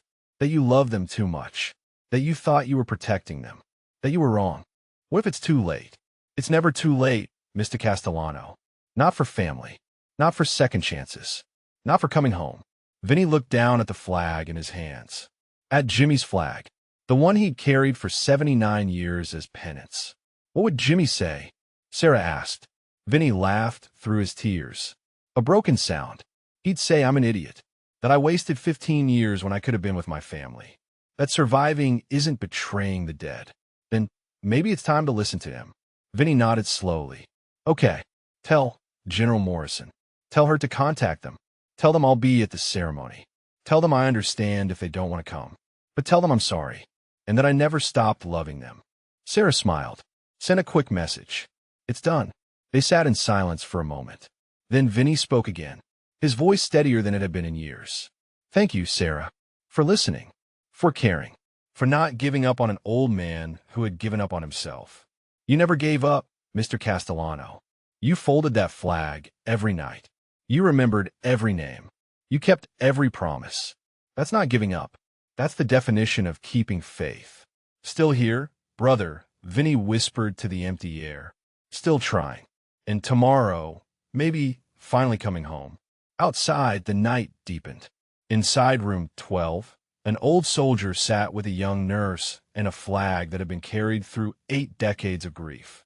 Tomorrow would bring the ceremony, the recognition, and possibly the reunion he had been too afraid to hope for. But tonight, for the first time in 15 years, Vincent Castellano allowed himself to believe that maybe, just maybe, he deserved a second chance. Veterans Day morning arrived cold and clear. Vinny woke at 5, the way soldiers do even 80 years after the war ends. His hand shook worse than usual as he went through his morning ritual. Washing, shaving with Sarah's careful help. Getting dressed in the clothes she had brought from the hospital donation closet. The suit was too big. The shirt hung loose on his thin frame. But Sarah had found a tie. Navy blue. And when she knotted it for him, her hands gentle and sure, Vinny felt something he hadn't felt in decades. Dignity. General Morrison arrived at 7. She wasn't in a business suit today. She wore her dress uniform. Full regalia, medals gleaming, ribbons precise. The kind of uniform that commands instant respect. She had brought something with her. A garment bag. She unzipped it slowly. Inside was a uniform. Army dress blues. Tailored. Perfect. With corporal stripes on the sleeves. I took the liberty of having this made, she said, based on your service record measurements. I hope you don't mind. Vinny stared at the uniform. Couldn't speak. Couldn't breathe. You earned the right to wear this, General Morrison said. Today, everyone will see you as what you are. Not a confused old man. Not a burden on the system. But a soldier. A hero. A ranger. With Sarah's help, Vinny dressed. The uniform fit perfectly. The fabric was crisp against his skin. The weight of it felt familiar in a way that made his chest ache. When he looked in the small mirror Sarah held up, he barely recognized himself. The old man was still there. The trembling hands. The weathered face. The 90 years of life. But underneath, visible now, was the soldier he had been. The ranger who had run through artillery fire. The man who had kept faith with the dead for 8 decades. General Morrison pinned his medals to his chest, each one placed with precision. Bronze star with V device, silver star, purple heart with 2 oak leaf clusters. Combat Infantryman badge. Each one a story, each one a scar. There, she said when she finished. Now you look like the man in the citation. Outside, a van waited. Wheelchair accessible. Sarah would ride with him. General Morrison would meet them at the ceremony site. The hospital auditorium where 500 people were already gathering. As they prepared to leave, Vinny's roommate, the Korean War veteran with emphysema, called out from his bed. His voice was weak but clear. Give them hell, Ranger. Vinny smiled, raised his trembling hand in salute. Still here, brother. The ride to the auditorium took 10 minutes. Vinny sat in silence, his hands gripping the armrests of his wheelchair. His medals caught the morning light. His breathing was shallow. Quick, Sarah noticed. Mr. Castellano, are you all right? I'm terrified, he admitted. What if they came? What if Catherine and Michael are there? Then you'll see them. You'll tell them you're sorry, and you'll let them decide what happens next. What if they can't forgive me? Sarah squeezed his shoulder. Then at least they'll know you tried. At least they'll know you cared. At least they'll have the chance to say what they need to say. The van pulled up to a side entrance. General Morrison was waiting. Behind her were 2 younger people in dress uniforms. A Marine captain, an Army major. Your honor guard, the general explained. They volunteered when they heard your story. The captain, a woman maybe 30 years old, stepped forward. Corporal Castellano, it's an honor, sir. My grandfather served with the Rangers at Normandy. He talked about men like you his whole life. The major extended his hand. Sir, I studied your action at Bastogne at officer training school. What you did saved my entire curriculum on fire support coordination. Vinny shook their hands. His voice, when it came, was barely a whisper. Thank you, both of you. They moved inside through the back corridors. Vinny could hear the crowd already. Voices, movement, the rustle of 500 people finding their seats. His heart hammered against his ribs. General Morrison leaned down. Corporal, I need to tell you something before we go in. Vinny looked up at her. They came. Your daughter, your son, their families. All of them. They're in the front row. Vinny's breath stopped. They're here. They're here. And they're waiting for you. I don't know if I can do this. Yes, you can. You've done harder things. You've faced worse fears. You can face your family. What if I break down? Then you break down. The general's voice was firm. There's no shame in tears, Corporal. Not after what you've carried. Not after what you've lost. She straightened. The ceremony starts in 5 minutes. You'll be introduced after the keynote address. I'll be right beside you the entire time. Understood? Yes, ma'am. Good. Now let's show these people what a real hero looks like. They wheeled Vinny to a position just off stage. From there, he could see the auditorium filling. Veterans in uniform. Families. Hospital staff. News cameras in the back. A podium on the stage with microphones and flowers. And in the front row, 2 people he recognized even though he hadn't seen them in 15 years. Catherine. Michael. His children. Older now. Catherine's hair had gone gray at the temples. Michael wore glasses, but their faces were the same. The faces he had watched from a distance. The faces that looked like their mother. Beside them were people he didn't know. A woman holding Catherine's hand. A man with his arm around Michael. Children. 3 of them. Teenagers and young adults. His grandchildren. People whose names he had learned from internet searches, but whose voices he had never heard. Catherine's eyes were scanning the room. Searching. Waiting. The ceremony began. A color guard presented the flags. The national anthem played. A local official gave opening remarks. Then General Morrison took the podium. Her voice carried across the auditorium. Clear, strong, commanding attention. Today we gather to honor those who served, those who sacrificed, those who gave everything so that we could live in freedom. But today, I want to tell you about one man in particular. A man who has been forgotten, dismissed, treated as if his service didn't matter, treated as if his sacrifices were just stories. The room went quiet.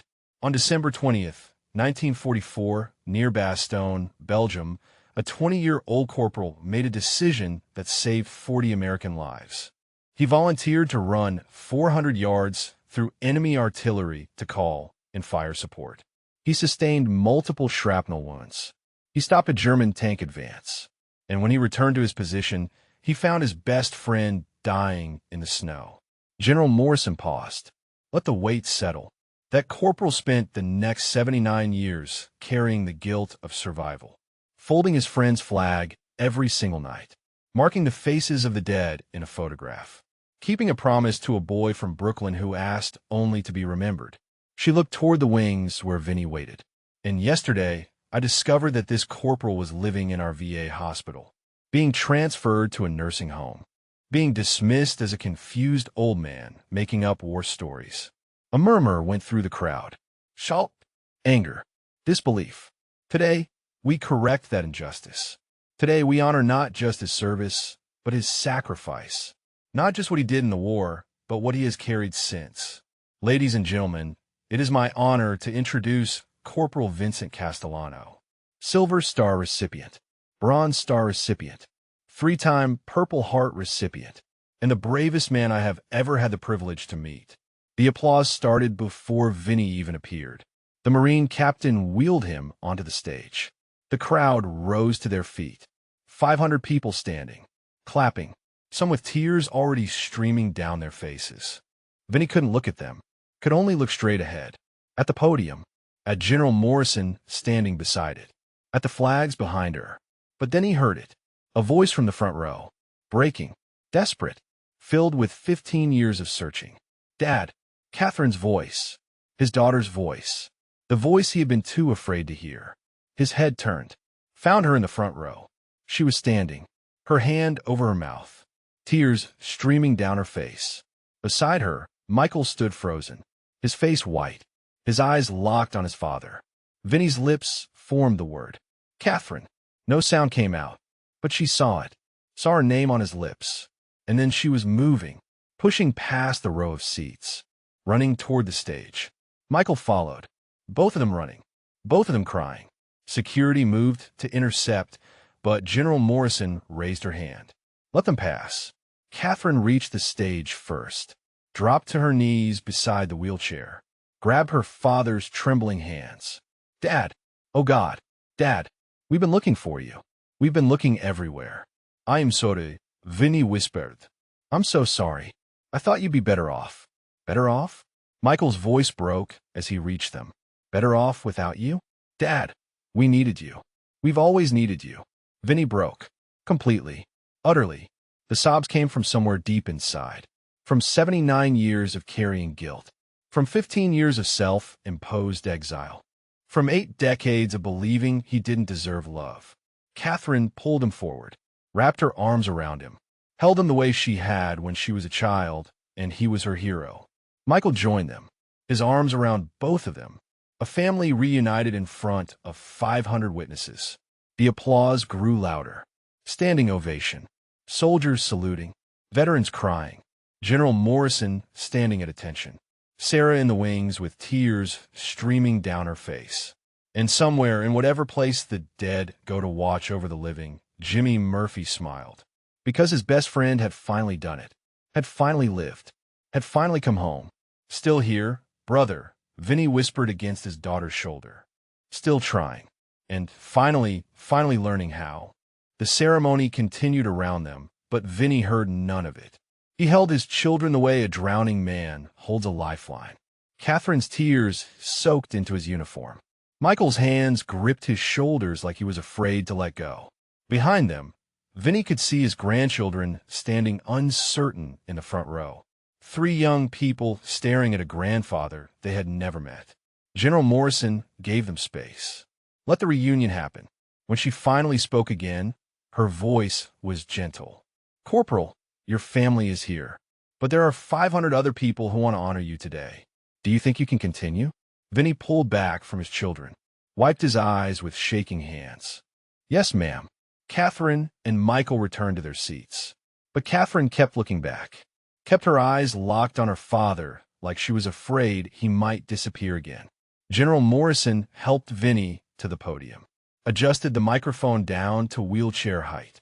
The crowd settled into silence.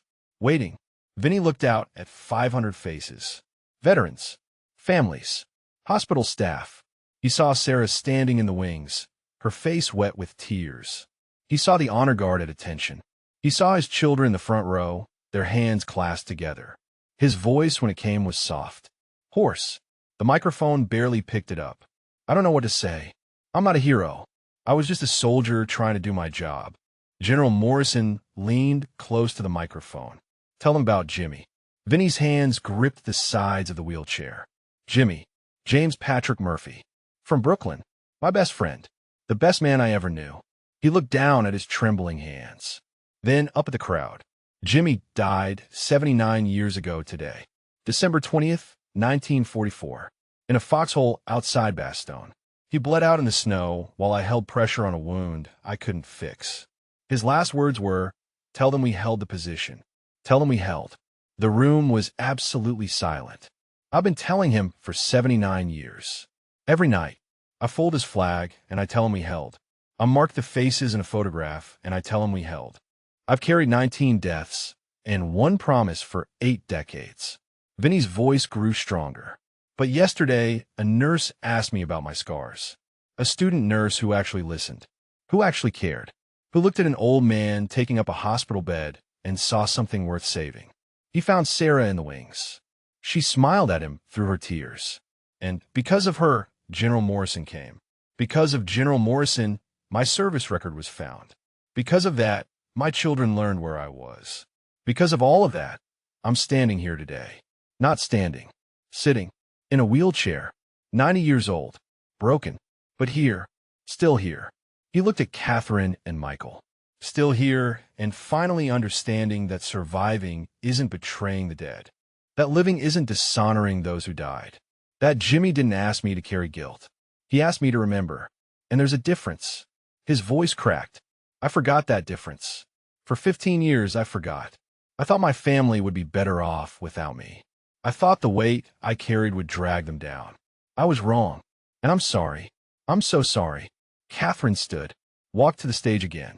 This time she climbed the steps, stood beside her father's wheelchair, took the microphone. My father left us 15 years ago. He left a note saying he loved us, but we deserved better. We spent 15 years searching, 15 years wondering if he was alive, 15 years of missing him. Her voice was steady despite the tears. But we never stopped looking, because he taught us something when we were children. He taught us that you don't abandon family, that you keep fighting even when it's hard, that you honor the people you love by never giving up on them. She looked down at Vinny. Dad, you didn't fail us. You never failed us. You were hurting, and we didn't know how to help. But we're here now, and we're not leaving. Not ever again. Michael joined her on stage, took the microphone from his sister. Dad, I'm an engineer because you taught me how things work. You taught me to be precise, to measure twice, to never give up on a problem. Every blueprint I draw has your handwriting in it. Every bridge I design stands on the foundation you gave me. He paused. You think you gave us nothing? You gave us everything. Your discipline, your integrity, your refusal to quit. We just want the chance to give something back. Vinny couldn't speak. could only reach up and take their hands. Hold them tight. General Morrison stepped forward. There's something else. She gestured to someone in the audience. A man in an expensive suit stood. Walked to the stage carrying a folder. This is Representative James Holland, General Morrison said, Congressional Liaison to the Department of Defense. He has news regarding Corporal Castellano's Medal of Honor recommendation. The congressman took the microphone. His voice was formal. Official. Corporal Castellano, after reviewing your service record and the original Medal of Honor recommendation filed by Captain Robert Morrison in January 1945, the Department of Defense has agreed to reopen your case. A murmur went through the crowd. The original recommendation was denied solely due to lack of complete documentation when the witnessing officer was killed in action. However, the surviving after-action reports, witness statements from other Rangers, and a detailed citation for your Silver Star all corroborate the extraordinary nature of your actions on December 20th, 1944. He opened the folder. Read from an official document. Based on new evidence and testimony, including statements from General Patricia Morrison and surviving members of the 2nd Ranger Battalion Association, the Secretary of Defense has authorized a full review. If approved, you would receive the Medal of Honor in a ceremony at the White House within the next 6 months. The auditorium erupted. Applause. Cheers. Veterans standing and saluting. Catherine and Michael gripping their father's shoulders. Vinny sat frozen. Couldn't process what he was hearing. The Medal of Honor. The highest decoration. For actions 80 years old. For a promise kept to a friend long dead. He looked at General Morrison. Why? Why now? Why after all this time? Because some debts can never be repaid, she said quietly. But they can be acknowledged. Because Jimmy Murphy deserves to have his story told. And you deserve to be recognized for keeping that promise. Vinny shook his head. Jimmy's the hero, not me. You're both heroes, Catherine said. It's time you accepted that. The ceremony concluded with full military honors. The color guard presented arms. Taps played. Every veteran in the audience stood and saluted, some with tears streaming down their faces, some with jaws clenched against emotion, all of them understanding what it meant to carry the weight of service, to survive when others didn't, to wonder if you did enough. After, there was a reception. Vinny was surrounded. Veterans wanted to shake his hand. Young soldiers wanted to hear his story. Families thanking him for his service. Hospital staff apologizing for how he had been treated. Sarah stayed close, made sure he wasn't overwhelmed, made sure he had water, made sure his grandchildren got time with him. They were shy at first, uncertain, but Catherine introduced them one by one. This is Emma. She's studying history at college. This is James, named after his great-uncle Jimmy. And this is Sophie. She wants to join the Army. Vinny looked at each of them, tried to memorize their faces. These people he had never met. These people who carried his blood and his legacy. James, the middle grandchild, was maybe 20. He wore a small American flag pin on his jacket. Grandpa, he said quietly, my mom told us about you. About what you did. About Uncle Jimmy. I want you to know, I think about him too. Even though I never met him. I think about what he did. What you both did. Vinny's hands shook as he reached out. Touched the boy's shoulder. Thank you. That means more than you know. Emma, the oldest, pulled out her phone. Can I take a picture? Of all of us together? I want to remember this day. They gathered around the wheelchair. 3 generations. Catherine and Michael on either side. The grandchildren clustered close. General Morrison stepped in to take the photo. Say Rangers, she instructed. Rangers, they chorused. And the photo captured them all. Smiling. Together. A family reunited. Across the room, Dr. Raymond Pritchard stood alone near the exit. He had been required to attend. Hospital administration had made it clear that his presence was expected. He watched the celebration with a face that had gone gray. Watched the man he had dismissed as confused being honored by congressmen and generals. Watched the family reunion he had nearly prevented. Helen Kowalski, the hospital administrator, approached him. Her face was grim. Dr. Pritchard, we need to talk. My office. Now. He followed her out, knowing what was coming, knowing his career in the VA system was over. knowing that his dismissal of one old veteran's story had cost him everything. But inside the auditorium, Vinny didn't see him leave. Didn't care. He was surrounded by his family, by people who had listened, by a general who had fought for his recognition, by a nurse who had refused to let his story be forgotten. Sarah approached with a small box. "Mr. Castellano, I have something for you. General Morrison helped me arrange it." She opened the box. Inside was a photograph, newly printed. It showed the same 22 young men from Vinny's worn original. But this one was pristine, clear, the faces sharp and defined. "We found the original photo in the National Archives," Sarah explained. "This is a restored copy, so you can see them clearly again." Vinny took it with trembling hands, looked at Jimmy's face. Young, smiling, alive in a way the worn original could no longer show. "Thank you," he whispered. "There's more." Sarah pulled out another item. A memorial plaque, bronze, engraved with names. The 19 Rangers from Vinny's unit who had died, with dates and locations. And at the bottom, an inscription, "Never forgotten, always honored," held the line at Normandy, Hurtgen, and Bastogne. "Remembered by Corporal Vincent Castellano and all who serve." "This will be placed in the hospital memorial garden," Sarah said. "So their names will always be visible. So people will always remember." Vinny couldn't speak, could only trace the names with shaking fingers. Collins, Rodriguez, Patterson, Williams, Murphy. "Still here, brother," he whispered, still remembering. And finally, after 79 years, making sure the world remembers too. 3 days after the ceremony, Dr. Raymond Pritchard cleared out his office. The hospital administration had given him 24 hours to resign or face formal termination with cause. He chose resignation. It would look better on his record, might salvage some small piece of his career. Helen Kowalski watched him pack from the doorway, her arms crossed, her face showing no sympathy. "You know what the worst part is?" she said. "It wasn't just Corporal Castellano. We reviewed every long-term patient in this facility, found 12 other decorated combat veterans.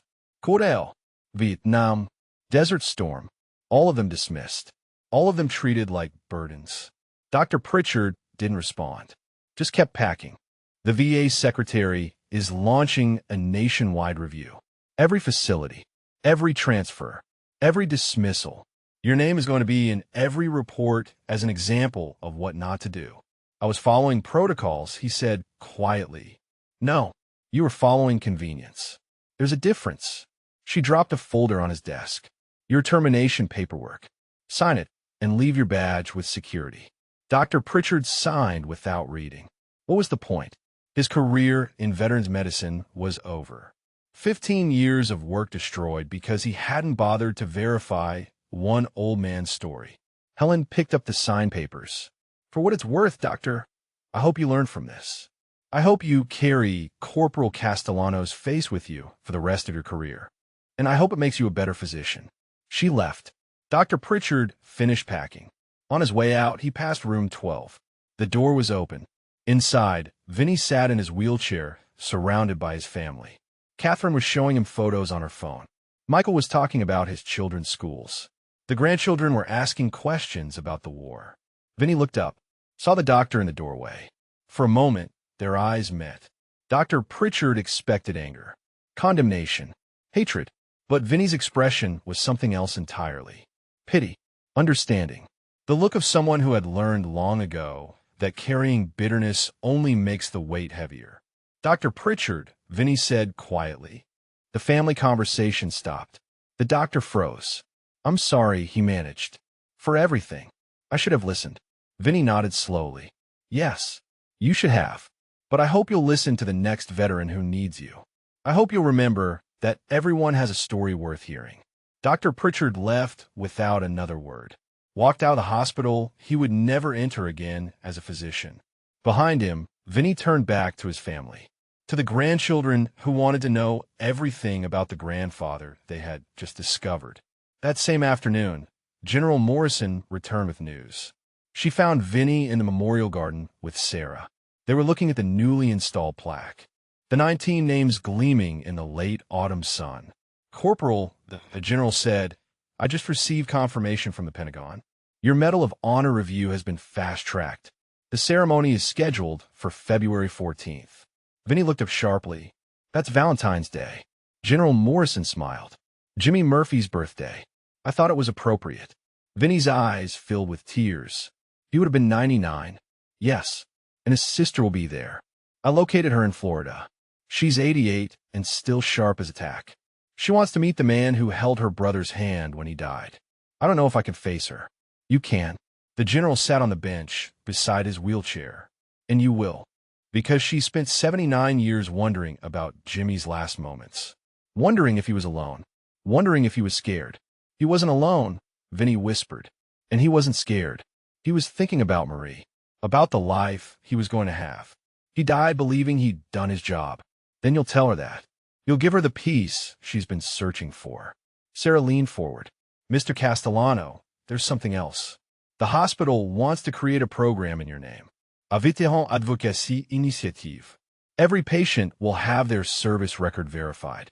Every transfer will be reviewed. Every story will be heard. Vinny shook his head. You don't need to do that.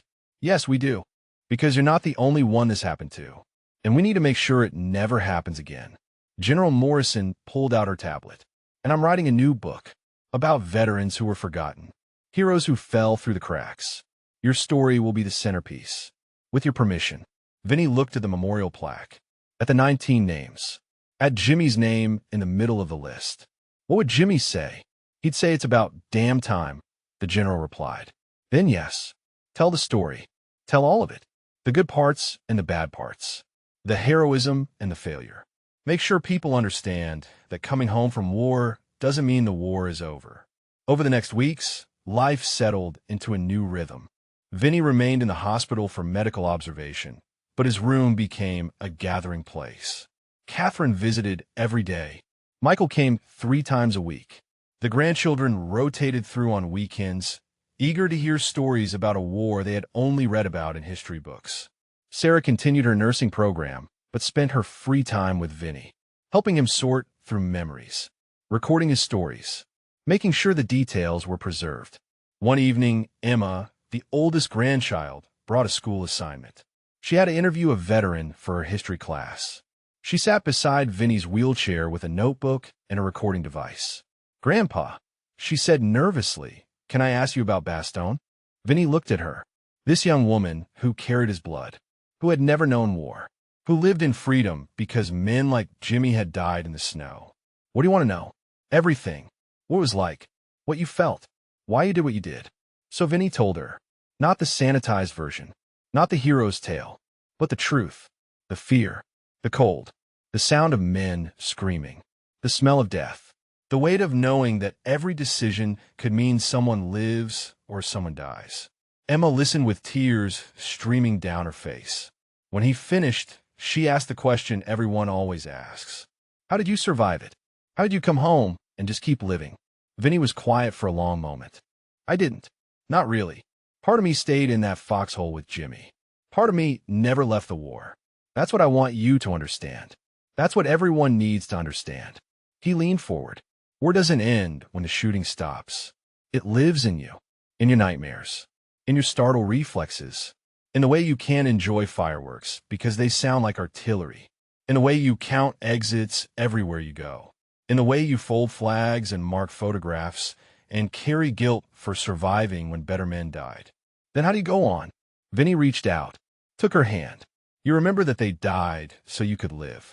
You honor them by living fully, by loving deeply, by not wasting the gift they gave you. I forgot that for a long time.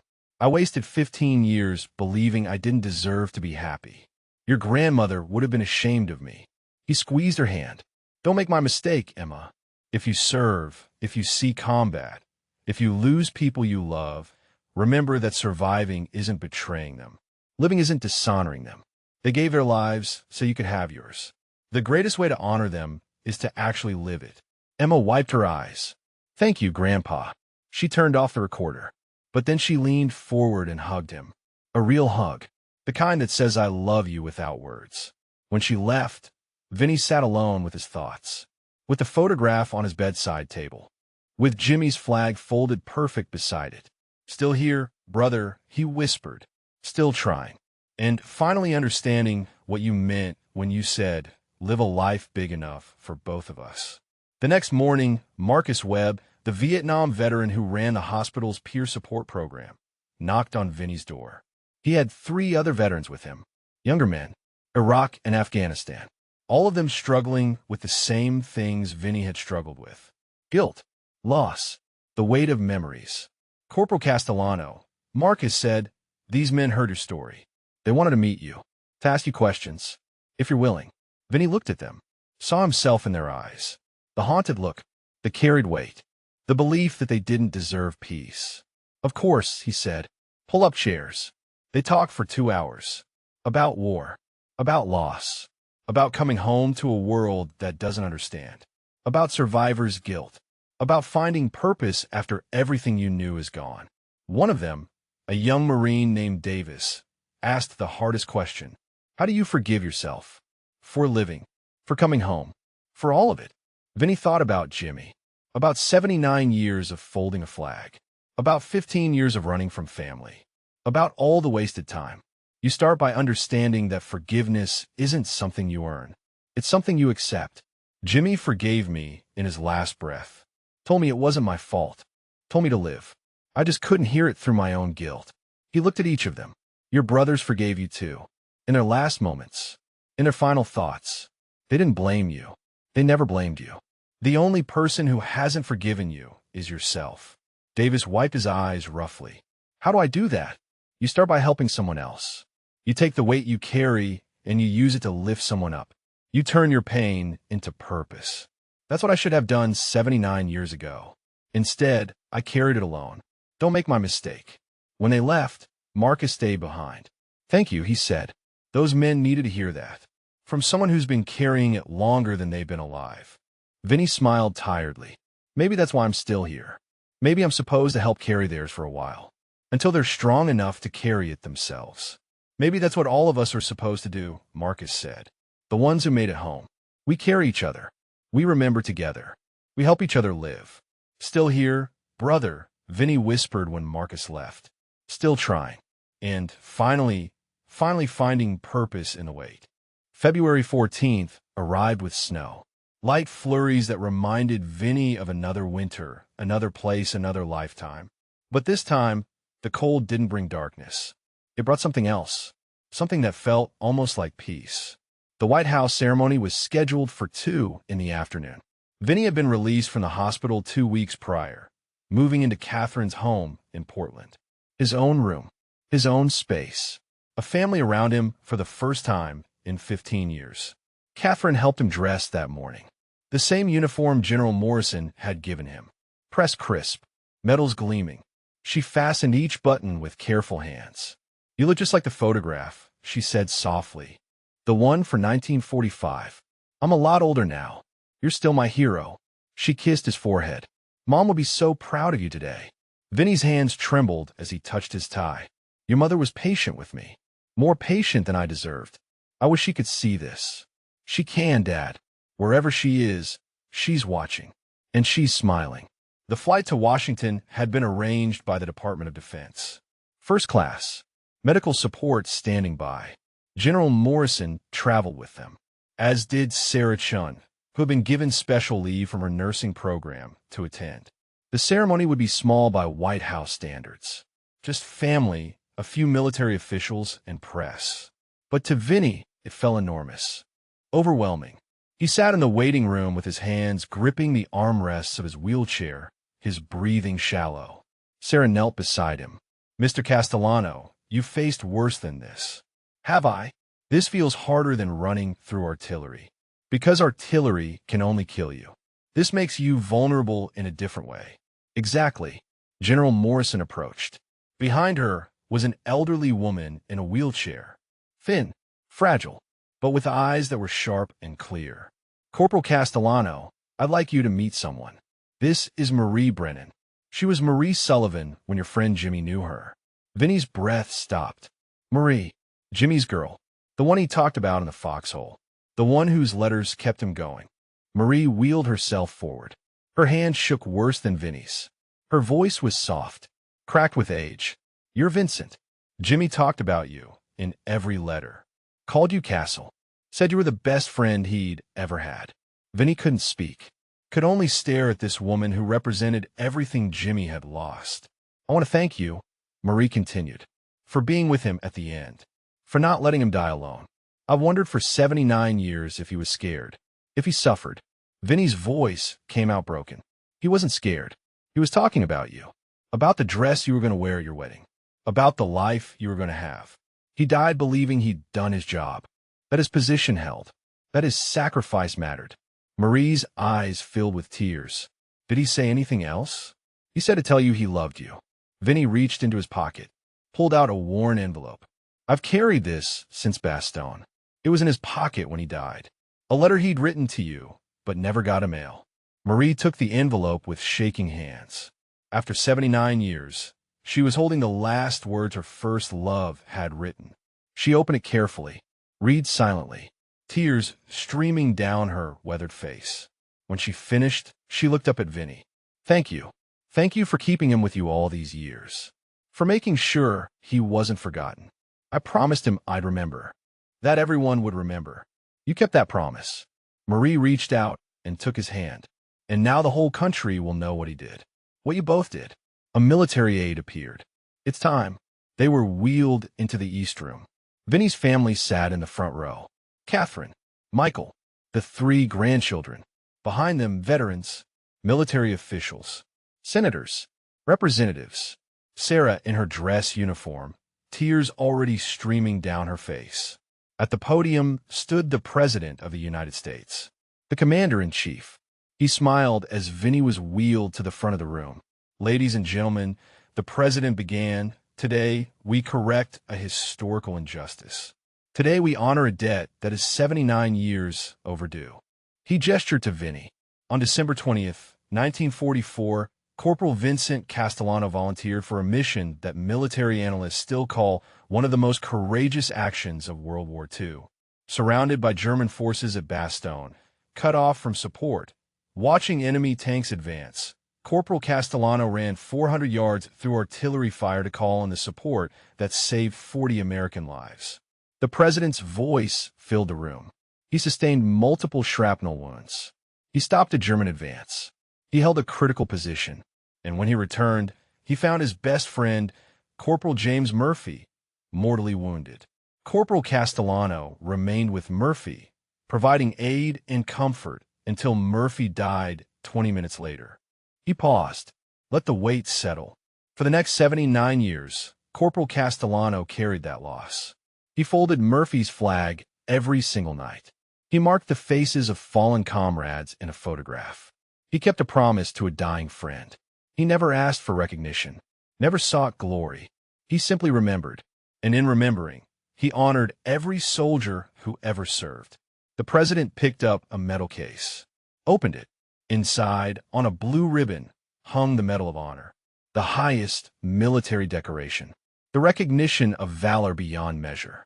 Corporal Vincent Castellano, for conspicuous gallantry and intrepidity at the risk of your life above and beyond the call of duty, it is my honor to present you with the Medal of Honor. He placed the ribbon around Vinny's neck. The weight of it settled against his chest.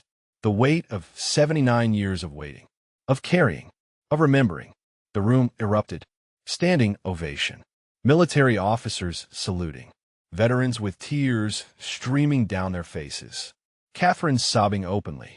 Michael gripping his sister's hand. But Vinny wasn't looking at them. He was looking at the medal, at the blue ribbon, at the recognition that Jimmy would never receive. Jimmy who died in the snow. Jimmy who deserved this more than anyone. The President leaned close, whispered something only Vinny could hear. This is for both of you, Corporal, for what you did, for what he gave, for what you both sacrificed. Vinny nodded, couldn't speak through the tears. After the ceremony, there was a reception. Vinny was surrounded by people wanting to shake his hand. Generals, senators, veterans from every conflict, young soldiers asking questions, families thanking him. But the moment that mattered most came when Marie wheeled herself over again. She held Jimmy's letter against her chest. Her eyes were red from crying. I remarried, she said quietly. had children, grandchildren, built a life. But I never forgot Jimmy, never stopped loving him. He wouldn't want you to have been alone, Vinny said. He wanted you to be happy, to live. I know, and I did. But there was always a part of my heart that belonged to that boy from Brooklyn who wrote me letters and dreamed of a corner store and 6 children. She reached into her purse, pulled out a photograph. A young man and a young woman. Jimmy and Marie at a dance. Both of them smiling. Both of them so young it hurt to look at. I want you to have this. So when you fold his flag tonight, you can remember what he was fighting for, what he was dreaming about. Vinny took the photograph with trembling hands. Thank you. No, thank you. For keeping him alive all these years. For making sure his story was told. For being the brother he deserved. They sat together in silence for a moment. 2 old people who had loved the same boy, who had carried the same loss, who understood the weight of surviving when the best parts of you died in the snow. General Morrison found them there. She had news. The dedication ceremony for the memorial plaque had been scheduled, the one with the 19 names. It would be installed in Arlington National Cemetery. Appelle mon nom tribute. Jimmy's name alongside the others. And there's more, she said. The Army is renaming a training facility. It's going to be called Murphy Castellano Hall, after both of you. So every ranger who trains there will know your story, will understand what it means to be brothers in arms. Vinny looked at the medal around his neck, at Marie beside him, at his family across the room, at all the people who had fought to make sure he wasn't forgotten. Still here, brother, he whispered, still remembering. And finally, after 79 years, the whole world remembers too. That evening, back at Catherine's house, Vinny performed his nightly ritual. But this time, Catherine and the grandchildren watched. He took Jimmy's flag, unfolded it, and with trembling hands that had done this 10,000 times before, he began the 13 folds. Emma counted them off quietly. 1, 2, 3. As he folded, Vinny explained each one. This fold represents life. This fold represents eternal life. This fold honors mothers. This fold honors fathers. On and on until the triangle was complete. He held it against his chest, Medal of Honor gleaming beside it. Who is Uncle Jimmy, Grandpa? Sophie, the youngest grandchild, asked. He was my brother, Vinny said, not by blood, but by choice. And he gave me the greatest gift anyone can give. He gave me permission to live. It just took me 79 years to understand what that meant. He looked at his family gathered around him, at Catherine's tears, at Michael's proud smile, at the grandchildren who would carry his story forward. And now I'm living, finally, fully, the way Jimmy wanted, the way I should have been all along. He placed a flag on the table. Beside it, he put the Medal of Honor. And beside that, the photograph of Jimmy and Marie dancing. 3 pieces of a promise kept. 3 symbols of a debt repaid. 3 reminders that some bonds survive even death. Still here, brother, Vinny whispered one last time. Still trying. And finally at peace. 6 months later, Vinny stood in the memorial garden of the VA hospital where his story had begun. Not sat, stood, with a walker for support, but standing nonetheless. Physical therapy 3 times a week.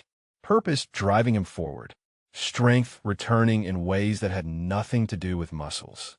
The memorial plaque gleamed in the June sunshine. 19 names etched in bronze. Jimmy's name in the center. Flowers had been placed at its base. Fresh ones. Every week, someone from the hospital brought new flowers. Sometimes staff. Sometimes patients. Sometimes complete strangers who had heard the story. Sarah stood beside him. She had graduated from her nursing program with honors, had been offered a position at the VA hospital as coordinator of the new Veteran Advocacy Initiative, the Vincent Castellano program. Every patient's service record verified, every story heard, every veteran honored. How does it feel? She asked, seeing their names here permanently. Like I can breathe for the first time in 80 years, Vinny said. Like maybe I kept the promise after all. You kept it. She squeezed his arm, and you're still keeping it. Every Tuesday, when you meet with the younger veterans. Every time you tell Jimmy's story. Every time you fold that flag. Marcus Webb approached across the garden. Behind him walked 3 veterans. The same ones who had visited Vinny in the hospital 6 months ago. Davis, the young Marine, led the group. Corporal Castellano, Marcus said. The men wanted to update you. Davis stepped forward. His face had changed since their first meeting. Less haunted, more present. Sir, I wanted you to know I got a job. Construction. Started 3 weeks ago. First steady work since I got back. Vinny smiled. That's outstanding, son. And I'm talking to someone, a counselor, at the VA, about everything that happened over there, about the guys we lost. That takes courage. You told me the only way through is to help someone else carry their weight. Davis gestured to the other 2 men. So I started a group, for Marines dealing with what I dealt with. We meet twice a week. Talk, listen, remember together. Vinny's eyes filled with tears. Jimmy would be proud of you. I'm proud of you. After they left, Catherine arrived with lunch.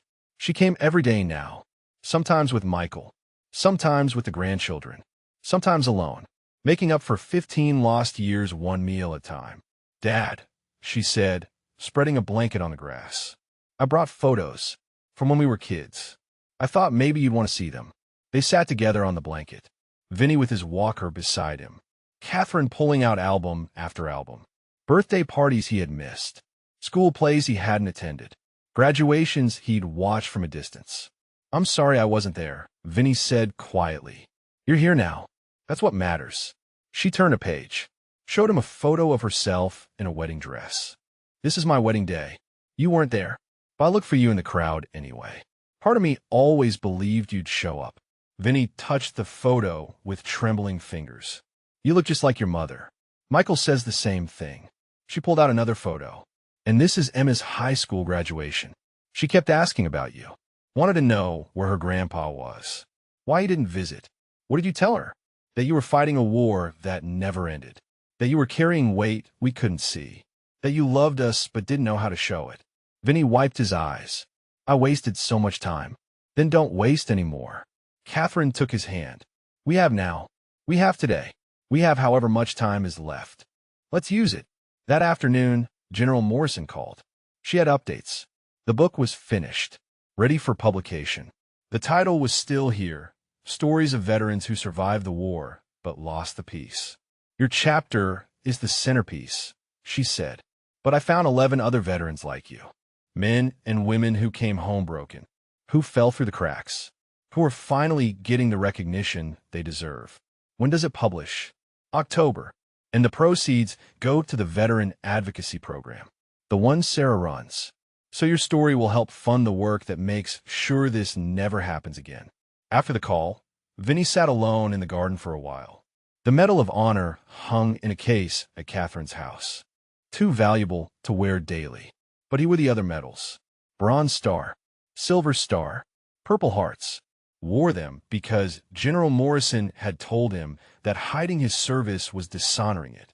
A young soldier approached, maybe 22, Army uniform, fresh from basic training by the look of him. He stood at attention. Sir, I'm Private First Class Chun, Sarah Chin's younger brother.